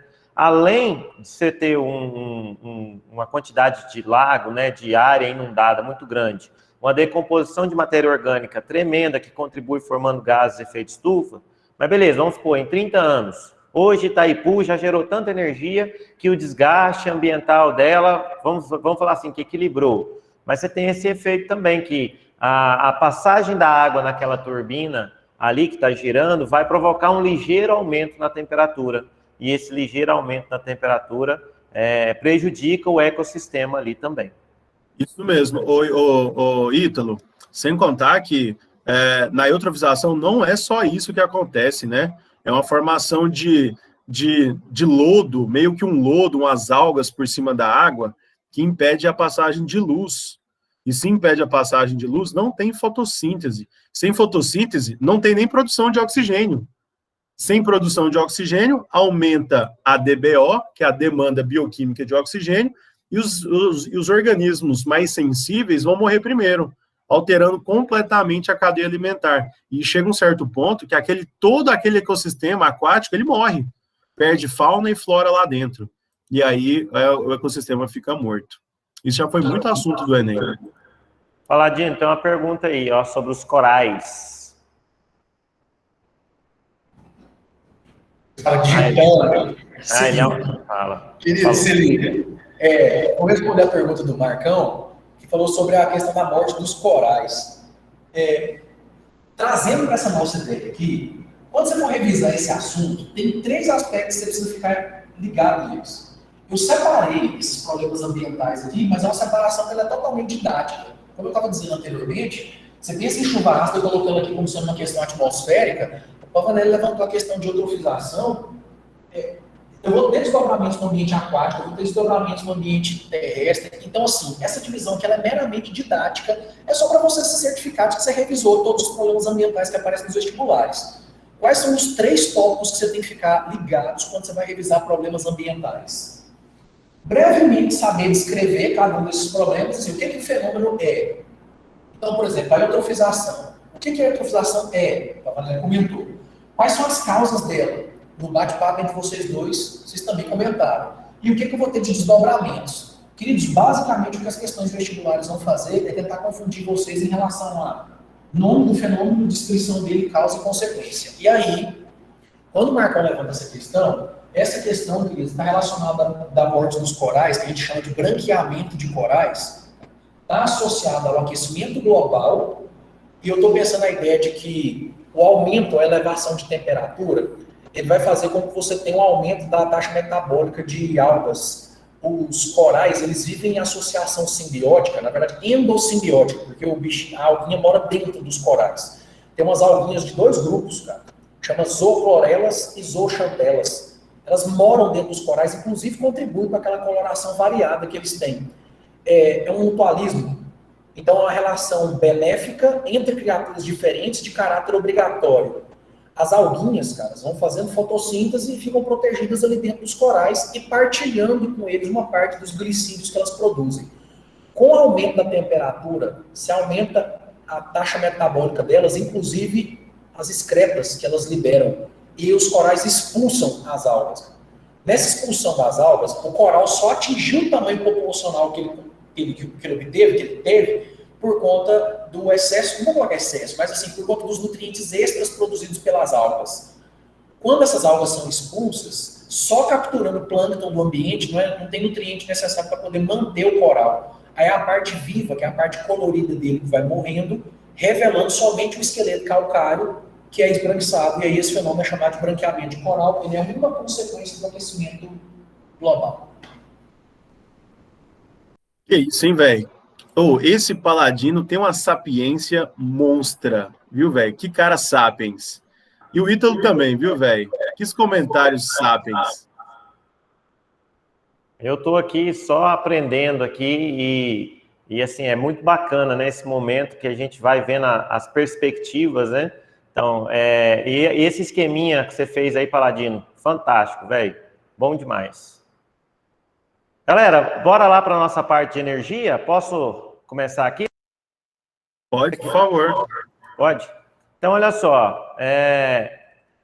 Nós montamos aqui um esqueminha que, conforme o Pavanelli falou um pouquinho antes, a gente, dentro aí da ciência da natureza, talvez a física anda um pouquinho mais, não tão lado a lado como a biologia e a química, né? Então, mas assim, a galera vai comentar aqui também com relação à parte de energia. Eu já queria começar falando... Volta só naquela foto nossa lá, fazendo um favor. Olha o tanto que eles arrumaram a gente, velho. Rapaz, eu tava olhando assim, sabe? Depois que eu olho o Paladino, aí já não tem mais o que olhar, né? Aí eu falei assim, eu acho que eu estou ali como coadjuvante, já estou bem. Cara. Eu já mandei essa foto minha aí, cara, ela deve ser de 2015. Eu já mandei tanta foto sorrindo, mas, bicho, os caras gostam dessa marrinha. É porque essa daí, né? Cara, vocês estão lindos sorrindo, cara. Essa foto aí já faz a gente produzir fluidos no nosso corpo já. Tá bom, seu lindo? Agora eu queria comentar com vocês. Olha só, um negócio que é tão simples, mas tão complexo. Cara, a energia. É fácil definir o que é energia? Dá uma pensada aí. Cara, energia está em todo lugar, né? E aí eu te pergunto, um conceito de energia, né? O que seria? E aí vocês fiquem, eu não estou vendo vocês, porque como eu estou compartilhando a tela, vocês fiquem à vontade aí para me interromper e mandar brasa, tá? Mas assim, até no próprio dicionário, se você for colocar o que é energia, você tem várias definições que nem sempre vai representar a essência disso. Por exemplo, capacidade que um corpo ou substância no sistema físico tem de realizar trabalho. Claro, energia é tudo. Pensa só, é tudo, velho. Se você, enquanto ser vivo, para respirar, você precisa de energia, né? Para ter essa vida, você precisa dessa energia. Para construir algo, né? Que seja aqui, ó, imóvel, né? Que não tem vida, uma chave, por exemplo, foi gasta energia, né? E energia está em todo lugar. Tem uma definição que eu acho muito bacana, que eu gosto muito, que é um professor da internet chamado professor Otávio, que falou uma vez: energia é tudo menos o vácuo. Só no vácuo que você não vai ter o quê? Ausência, você não vai ter energia. E, aliás, o vácuo é até um conceito que nós também inventamos de uma forma, assim, né, filosófica, porque pensa só, lá no espaço, lá perto de Plutão, passou um raio solar lá, passou um raio luminoso, ali passou um fóton, passou um elétron, ou seja, ali tem energia também. Né? Então, energia é um conceito muito amplo, cara, e que ao mesmo tempo não tem uma definição. Assim, que fala, todo mundo vai falar, não, energia é isso, isso, isso. Porque ela está presente em tudo que a gente vê. Fala aí, Pablo. Ítalo, cara, quando eu vou dar o primeiro dia de aula na Química Geral, eu falo que tudo no universo, nós temos duas coisas, apenas chamada matéria e energia, né? E a energia, ela é uma ferramenta que faz as transformações da matéria. Quando a gente fala, por exemplo, que nós temos sólido, líquido e gasoso, a gente usa energia, tanto um processo endotérmico ou exotérmico, né, que é recebimento de energia ou liberação de energia, para transformar a matéria. E isso também está relacionado às reações químicas, né? A gente pode usar elétrons, né, que é os chamados trânsito de energia, que a gente, trânsito de elétrons, que a gente fala, por exemplo, que é energia elétrica, é algo que podemos relacionar com a matéria. E não só transforma, como compõe, né, Pavanelli? Porque o átomo ali, para ele ser estável, você precisa daquela energia potencial química, né, e que vai compor ali a matéria. Então, além de transformar a matéria, a energia compõe a matéria também. Você não vê assim? Sim, a gente estuda isso em termoquímica, que é a chamada das entalpias, né? Aquela energia em trânsito que o povo fala, né? Que calor é energia em trânsito. Isso. E nós vamos comentar aqui. Paladino, o que você tem a falar sobre a energia que está rolando entre nós dois aqui, seu gato? Linditas e linditas, olha só. Quando eu trago isso para a biologia, cara, a energia, ela é a consolidação de tudo que esses caras estão apresentando. Eu estou fazendo um roteirinho aqui no quadro enquanto você vai apresentando esses slides aí. E aí, eu sou fã do roteirinho, né, cara? Eu tinha muita dificuldade de estudar biologia, falo isso para os alunos. Eu não fui um aluno exemplar em biologia, eu simplesmente decidi ser professor. Aí, eu gostava muito, admirava muito meus colegas de trabalho, meus professores, na época não eram colegas de trabalho, hoje são alguns deles. E aí, a vibe, cara, eu tinha escolhido ser professor. Mas eu era um cara de humanas. Até decidir ser professor, cara, eu estava totalmente orientado para fazer publicidade, propaganda e jornalismo, alguma coisa desse mundo. Mano, eu ganhei nos meus professores de biologia, sabe aquele amor pedagógico do terceiro ano? E eu falei, vou fazer biologia. Cara, quando eu comecei o primeiro período, eu ficava assim, ó, o que eu tô fazendo aqui, cara? Não foi tranquilo para mim. Então, cara, vários dos processos que eu utilizo para poder dividir o conteúdo com vocês, queridos, foram processos que eu fui desenvolvendo ao longo do tempo, não só desenvolvendo, na verdade absorvendo, né, dos outros professores, aprimorando algumas coisas que funcionavam para mim, adaptando outras coisas que funcionavam para mim, e eu gosto do mapinha mental, viu? Eu gosto porque eu sou muito visual. Aí depois que eu vi o mapinha mental, eu fico com aquele roteirinho montado na minha cabeça, até quando eu pego uma questão, algumas vezes, abre na minha cabeça o roteirinho do jeito que eu organizei. Então, o que eu quero chamar vocês em relação à biologia aqui, bem breve, queridos? Você pode pensar ela em nível micro, se eu estiver levando em consideração o metabolismo celular energético. Se eu estiver pensando, por exemplo, ali na citologia.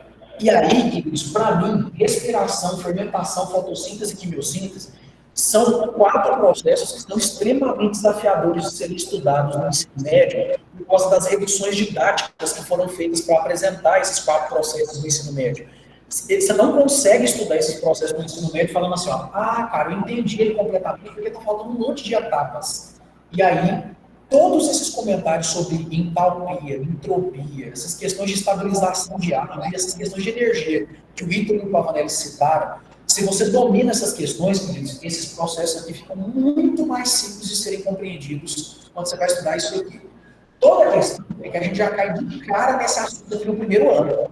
Então, os alunos do primeiro ano, sem ter muita noção ainda de alguns aspectos da física e da química, já vem com a aplicação de energia nos organismos vivos, isso é bem limitante. Agora, o aluno de terceiro ano de curso que está revisando matéria, ele tem condições de olhar para esses conteúdos aqui com outro olhar, assim, sob uma nova perspectiva, com elementos que você não tinha quando você estava no primeiro ano. E para poder encerrar minha parte nessa participação aqui, devolver a palavra para o Ítalo de novo, eu vou continuar escrevendo aqui, mas em nível macro, queridos, eu quero te lembrar do fluxo de matéria e energia através dos ecossistemas, aquela ideia de transferência de energia dos...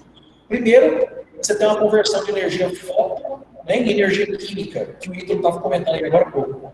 E aí eu tenho a transferência de energia ao longo dos níveis tróficos, produtores, consumidores, e em algum momento todos eles transferindo para os decompositores. A gente vai conversar muito sobre aquelas pirâmides de energia, todo aquele trecho, tá bom? Então, na biologia, os principais locais em que a energia vão ser discutidos estão relacionados a esses dois grandes pontos. Isso você vai para a fisiologia humana, queridos. Mais uma vez, transporte ativo, tem gasto de energia. Então, os organismos vivos, eles são manifestações desses processos energéticos. Não tem como dissociar. Eu acho que talvez na parte de energia esteja onde mais química, física e biologia conversam, né? Manda ver. Então, as formas que a gente estuda aqui no ensino médio, as formas de energia na física, né, que eu fui elencar aqui na minha área, primeiro é a energia mecânica, que a gente vê lá na primeira série já, né, no primeiro ano. Né, que a energia mecânica é a composição da energia cinética mais a potencial. Energia cinética é quando um corpo está em movimento, é a energia necessária para esse corpo se movimentar. E energia potencial é aquela que pode se converter em energia cinética, né? E ela pode ser potencial gravitacional, pode ser potencial elástica e também, contextualizando lá com a segunda série, potencial elétrica. Também pode ser potencial química, mas aí já não é no âmbito aqui macroscópico, é no âmbito mais microscópico, né, no âmbito que aí a mecânica quântica que vai analisar isso daí, tá bom? Então, um exemplo para vocês, o salto com vara. Vara. Então, o salto com vara, né, que a pessoa vem correndo, ela vai adquirir energia cinética, essa energia vai se converter em energia potencial gravitacional e ela vai atingir uma determinada altura. E depois ela vai novamente ser convertida em energia cinética até atingir o repouso. A mega rampa, por exemplo, são esportes maravilhosos, que a gente vê aqueles skatistas sexys, né, se movimentando aí, você tem essa transformação. E uma prova está aqui, nessa simulação, que esse site aqui, os meninos devem conhecer, o FET Colorado, tem animações fantásticas, é da Universidade do Colorado, tanto para física, química, biologia e matemática. Então aqui você vê um processo, né? Se eu considerar a energia mecânica constante, ou seja, sem perdas, o que vai acontecer? Ela se mantém constante, mas eu tinha energia potencial e ela foi se convertendo em cinética.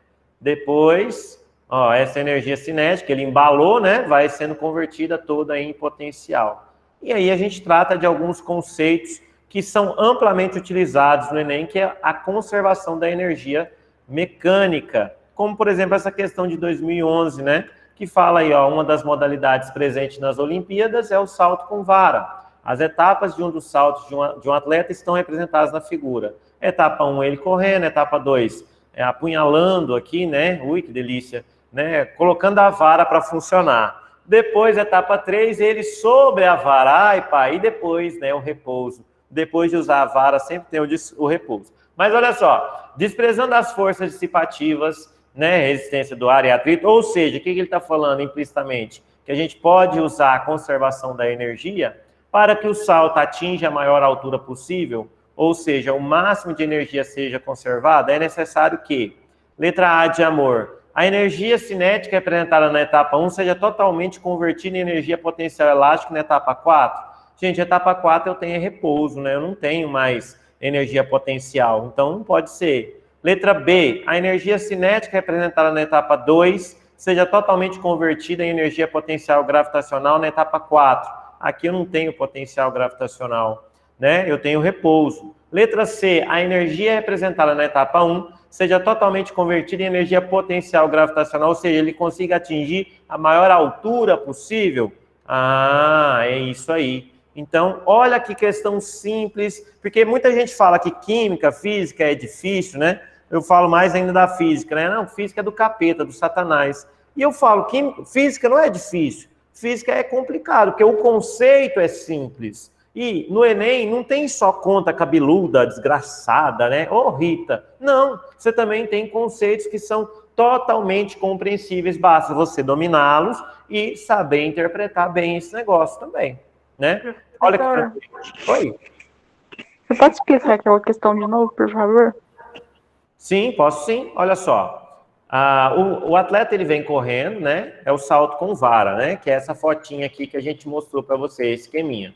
Então, o que acontece? Aqui ele vai dar... Ele tem um ponto aqui que essa vara fixa, né? E ele vai ser transportado até essa posição aqui no alto. E aí ele tem que fazer o salto desse obstáculo aqui sem encostar no obstáculo. Tá, e aqui tem uma ilustraçãozinha, né? Então ele vem correndo, faz o momento da fixação aqui, né? Da vara, posicionamento para atingir a altura máxima e então vai ter o repouso. Então, ó, a atleta corre com a vara, apoia a vara no chão, atinge certa altura e cai no colchão. E ele quer saber o seguinte, para que eu tenha, o comando da questão é o seguinte, para que eu tenha o máximo de energia conservado, é necessário que... Então, dentre as opções aqui, ó, por que a letra A está errada? Porque aqui na etapa 4 eu não tenho energia potencial elástica. E a letra B está errada porque na etapa 4 eu não tenho energia potencial gravitacional. Eu tenho aqui, ó, na etapa 3. Por isso que a letra C é a correta, que ele vai ter energia cinética, ou seja, energia de movimento, convertida em energia potencial gravitacional. Ficou mais claro agora? Ô, Ítalo. Oi.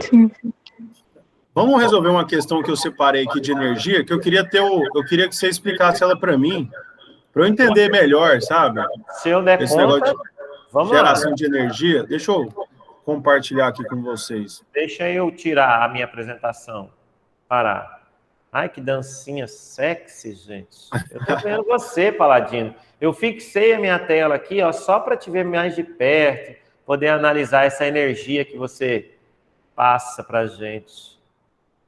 Que isso, gente. Tá descarado já. Não tem mais pudor. Yasmin, eu estava dando retorno, desculpe, é porque, como a minha tela está compartilhada, uma das desvantagens do Meet é essa, que a gente não vê o chat, tá? Você me perdoa. Fechou. Olha essa questão aí pra gente, Ítalo. Olha só, a química verde pode ser definida como a criação, o desenvolvimento e aplicação de produtos nos processos químicos para reduzir ou eliminar o uso de geração de substâncias nocivas à saúde humana ou ao meio ambiente. Um recurso de geração de energia que obedeça a esses princípios é o quê? Vamos falar mais ou menos assim, de uso de energia, como que a gente pode converter energia eólica, energia nuclear, tudo em energia elétrica, que é muito utilizado no nosso dia a dia, né? Bacana, bacana. Isso aí é uma das coisas que cai demais, tanto em física quanto em química, né? Dentro da física, a gente classifica elas na disciplina, né? Na termodinâmica. Então, ó, um recurso de geração de energia que obedece aos princípios da química verde. Olha, petróleo bruto, carvão mineral, esses são combustíveis fósseis, né? São combustíveis fósseis, né? Então, eu não marcaria essas aqui não, Pavanelli. Usina mesmo, nuclear, né? Usina nuclear, ela, por mais que ela gere muita energia, né, usando ali os componentes, né, que são o urânio enriquecido, e com uma instalação pequena você consegue uma grande quantidade de energia, ela gera ali dejetos, né, que são nocivos, né, substâncias radioativas, não marcaria essa. As termoelétricas são, muitas das vezes, a maioria delas usando ou óleo diesel e também usa também, além, o carvão, né? Então, você gera, da queima disso, você gera aí vários gases poluentes aí. Então, eu marcaria biocombustíveis. Eu acertaria essa questão? Sim, todo mundo aqui que colocasse biocombustíveis acertaria essa questão. Por que, Ítalo? Porque nessa geração de energia, igual você estava falando de energia mecânica, energia cinética, né? Energia elástica. Um pouquinho diferente dessa energia aí, né? Que é muito utilizado conversão de energia, né? Quando a gente fala do petróleo bruto, quando a gente fala do carvão mineral, ô Ítalo, fecha só o seu áudio, fazendo um favor, porque está reverberando. Quando a gente fala de carvão bruto, de coração da Xuxa, olha aqui, ó, olha aqui. Quando a gente fala de carvão mineral, petróleo bruto e usinas termoelétricas, a gente vai produzir ali muito CO2, né? E esses CO2 são muito ativantes ali no aquecimento global e nas chuvas ácidas. E as usinas nucleares, eu não sei se vocês já viram isso, mas normalmente elas têm que funcionar durante 30 anos ali naquela região, depois tem que ser desativada e montar em outro lugar. Porque senão a região fica muito precária ali as condições radioativas. Né? Então, normalmente, é um curto prazo de vida. A gente tem com o armazenamento dos resíduos, né? Então, assim, ela funciona bem, a nuclear, assim, quando você leva em consideração que outras formas de energia não estão disponíveis. Porque eu já ouvi esse argumento, assim, poxa, mas o Japão é mega desenvolvido e eles se apoiam muito em energia nuclear, porque não tem um outro jeito, né? A França mesmo, Paladino, ela é inteira, ela é abastecida por praticamente usina nuclear, porque não tem recursos hídricos, nem eólicos, nem outras fontes de energia. Então, eles têm que fazer essa transformação. O quê? Você falando da França, o fotovoltaico ainda é caro, barateou muito na última década, mas ainda é caro. Agora, é uma questão interessante, né, moçada? Porque, assim, com relação à energia, é algo que todo país precisa para ter o desenvolvimento social e industrial, né? O capitalismo preza isso aí, né? O desenvolvimento industrial. Mas, assim, toda forma de energia, ela vai ter a sua vantagem e a sua desvantagem, né? Até a energia fotovoltaica, que é uma das que apresenta menor impacto ambiental, mas apresenta também aquela reflexão do sol ali, também pode provocar aquecimento naquela área, né, e alterar o ecossistema. Você precisa de um espaço muito grande, né, para ter uma quantidade energética satisfatória.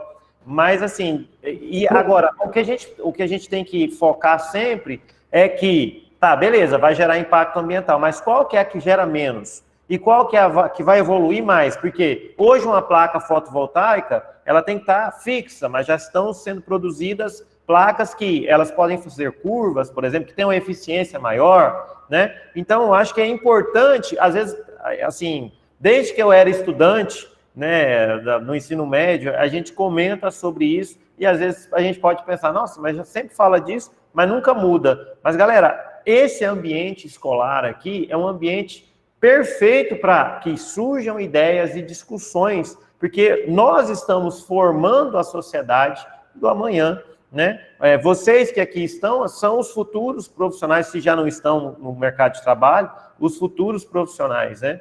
Então, a gente tem que falar sim, porque esse planeta, ele está doente e a gente precisa de sobreviver e também fazer as mudanças necessárias, e mudanças não só nas ciências, mas mudanças de comportamento, né? Como a gente sempre fala para vocês, igual, dia 8 agora foi o Dia Internacional da Mulher, tem que se falar sim da valorização de gênero, tem que sim de falar daquilo que a gente pode fazer para que nós tenhamos uma sociedade melhor.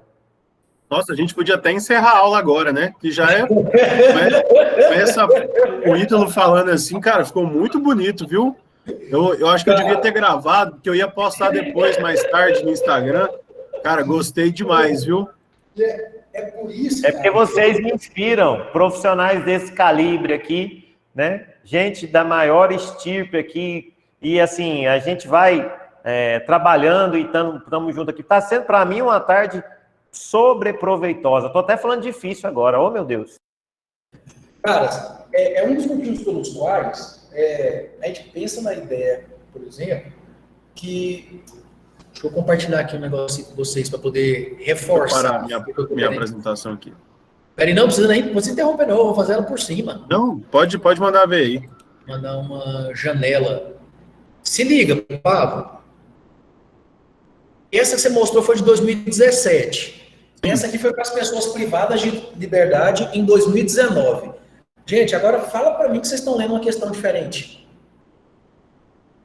Cadê? Não está compartilhado, não. Chegou aqui não, seu Agora sim, agora sim. Agora chegou.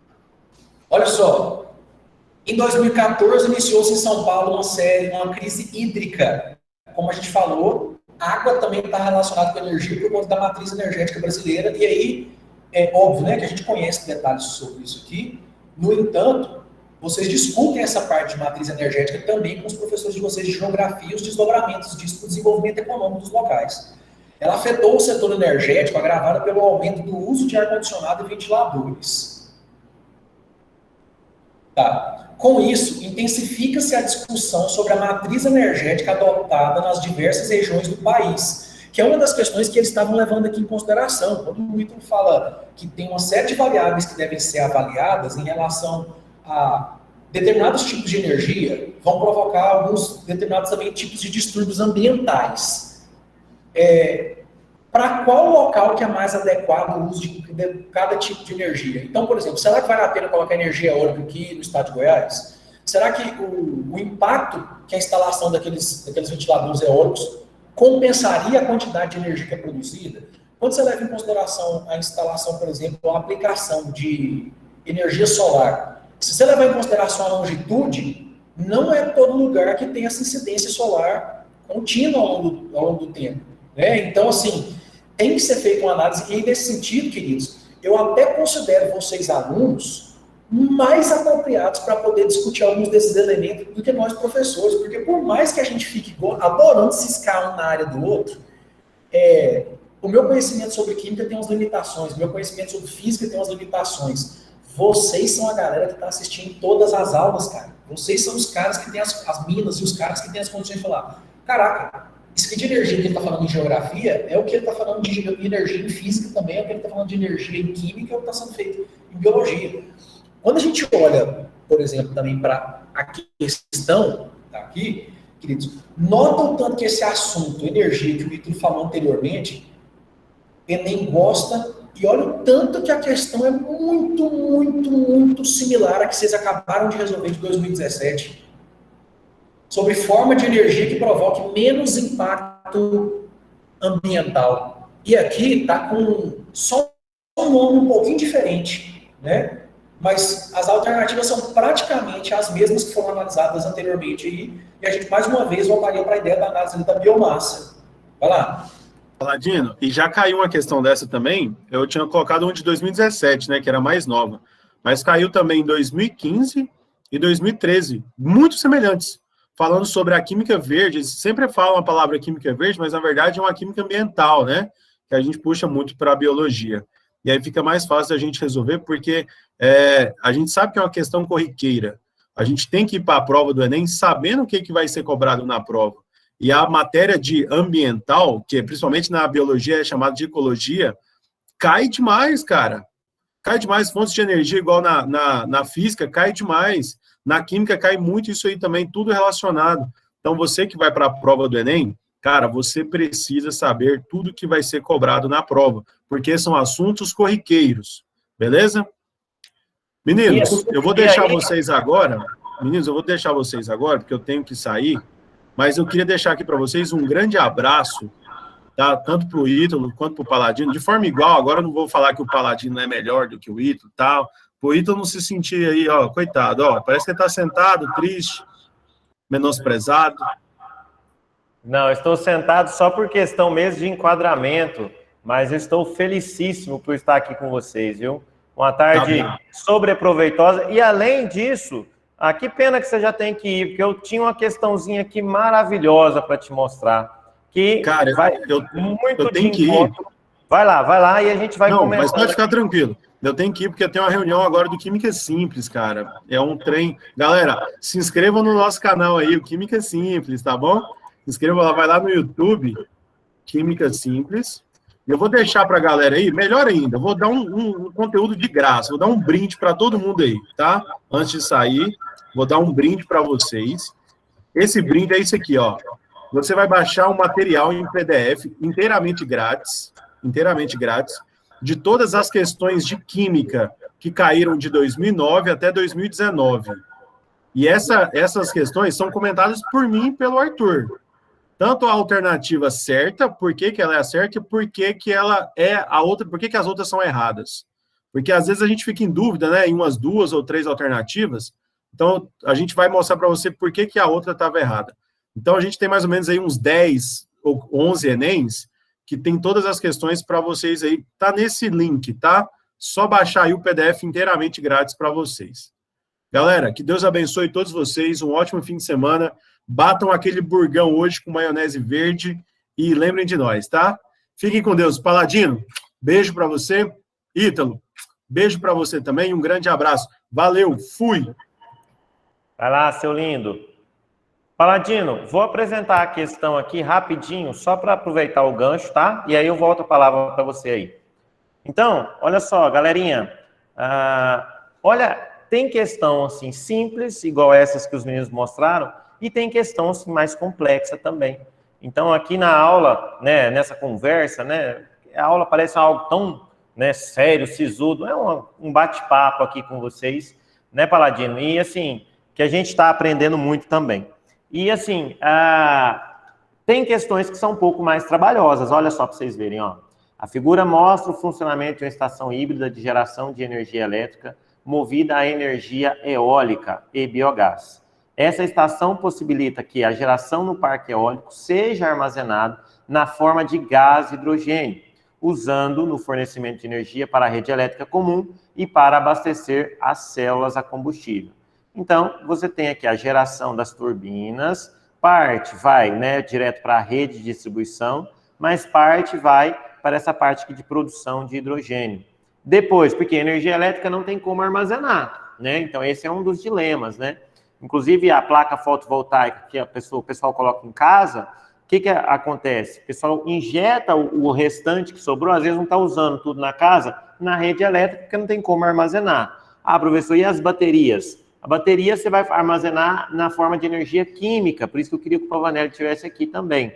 Além de falar da produção do hidrogênio, né? Mas não tem problema. Mas agora, vejam só, esse armazenamento na forma química não é barato e não é completo também, né? A parte aí das baterias. Mas beleza, armazenei. O que faz? Tem uma mistura aqui desse hidrogênio, né?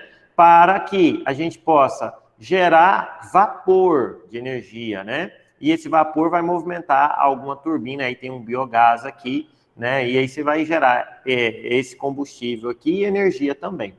Mas aí ele fala o seguinte, olha, com a ausência de ventos por curtos períodos, essa estação continua abastecendo a cidade. Vamos supor, parou de ventar. Nossa, não vai mais energia para a rede de distribuição. E agora? Aí, olha só, por que ele continua abastecendo a cidade? Porque o hidrogênio produzido e armazenado é utilizado na combustão com o biogás para gerar aí calor e eletricidade. Aí, ó, a mistura de muito do que a gente falou aqui agora. Tá vendo? E não é algo tão simples, porque ver esse processo aqui, alguém te explicando, é uma coisa. Agora, você ver e tentar identificar não é tão simples, tá? Então, tá aí uma das formas, essa aqui foi de 2017, né? Que pode ser cobrado aí para vocês. Vou agora passar a palavra para o meu nobre Paladino, e aqui eu me despeço também falando que foi um prazer imenso. Aliás, vou fazer meu merchan também, né? Não sou bobo, né, Paladino? Tem que fazer, né? Num momento desse, tem que fazer um merchan. Não é nem merchan, é um agradecimento. Olha só, muito obrigado, tá? E eu sempre gosto de colocar para dar sorte o vetorzinho fazendo para vocês, tá bom? Tá as nossas redes sociais aí, com o nosso site, com muito conteúdo bacana, gratuito para vocês, tá bom? E o que a gente puder ajudar aqui no planeta, nós estamos à disposição. Além disso, quero também dizer que quarta-feira próxima vai ter um aulão aqui no Planeta às 16 horas com a professora Juliana Bailão e o professor Regis, para vocês conhecerem, conhecerem melhor não, assim, para vocês se ligarem no SISU, né, e puderem também ter umas dicas aí do SISU, beleza? Vai lá, Paladino. Ídolo, valeu demais. Galerinha, aquela galera que fez o SISU e não tem uma noção exata de como se aplica a nota, se tem um macete, se tem jeito melhor de aplicar, essa live que vai rolar com o Regis e a Bailão é direcionada exatamente para essa questão de aplicação da nota do SISU.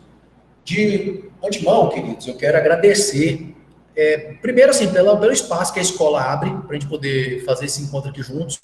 Segundo, pela disponibilidade, cara, do Ítalo e do Pava, que estão aqui com a gente. Sábado, em tese, a gente já terminou o nosso expediente, já teremos terminado nosso rolê de aulas e, principalmente, cara, por vocês. Essa galera todinha que está aqui em sala, que ficou aqui até agora, você podia estar fazendo qualquer outra coisa do seu sábado, vendo live, sei lá, fazendo qualquer outro rolê e vocês estão aqui com a gente. Vocês perceberam, queridos, que esses temas são tão amplos que mesmo a gente tentando ser objetivo, discutindo questão, não dá para falar especificamente sobre cada um deles. Caberia temas de específica para falar sobre energia, sobre questões ambientais. Então, o nosso objetivo aqui é literalmente mostrar para vocês essa ideia de como que ciência da natureza pode ser abordada de uma maneira integrada. E aí, nesse sentido, ela vai acontecer na quarta-feira, Isabela, às 14 horas, tá bom? E aí fica de olho que aí isso vai ser divulgado no perfil do Colégio Planeta, ali pelo Instagram. Tudo bem? Queridos, quero demais agradecer a todos vocês pela companhia, prazerzaço de companhia. Eu de verdade não senti que eu estou trabalhando no sábado até às 4 da tarde. Valeu muito, desfrutem do restante final de semana de vocês e, por favor, se cuidem, tá bom? Dias muito difíceis aí para muitos de nós. Por favor, se cuidem. Brigadaço. Fiquem bem. Obrigado. Obrigada, professor. Obrigado, professor. Tchau, tchau, lindos. Boa semana, fiquem com Deus. Tchau, professor. Esperamos de coração que vocês tenham gostado.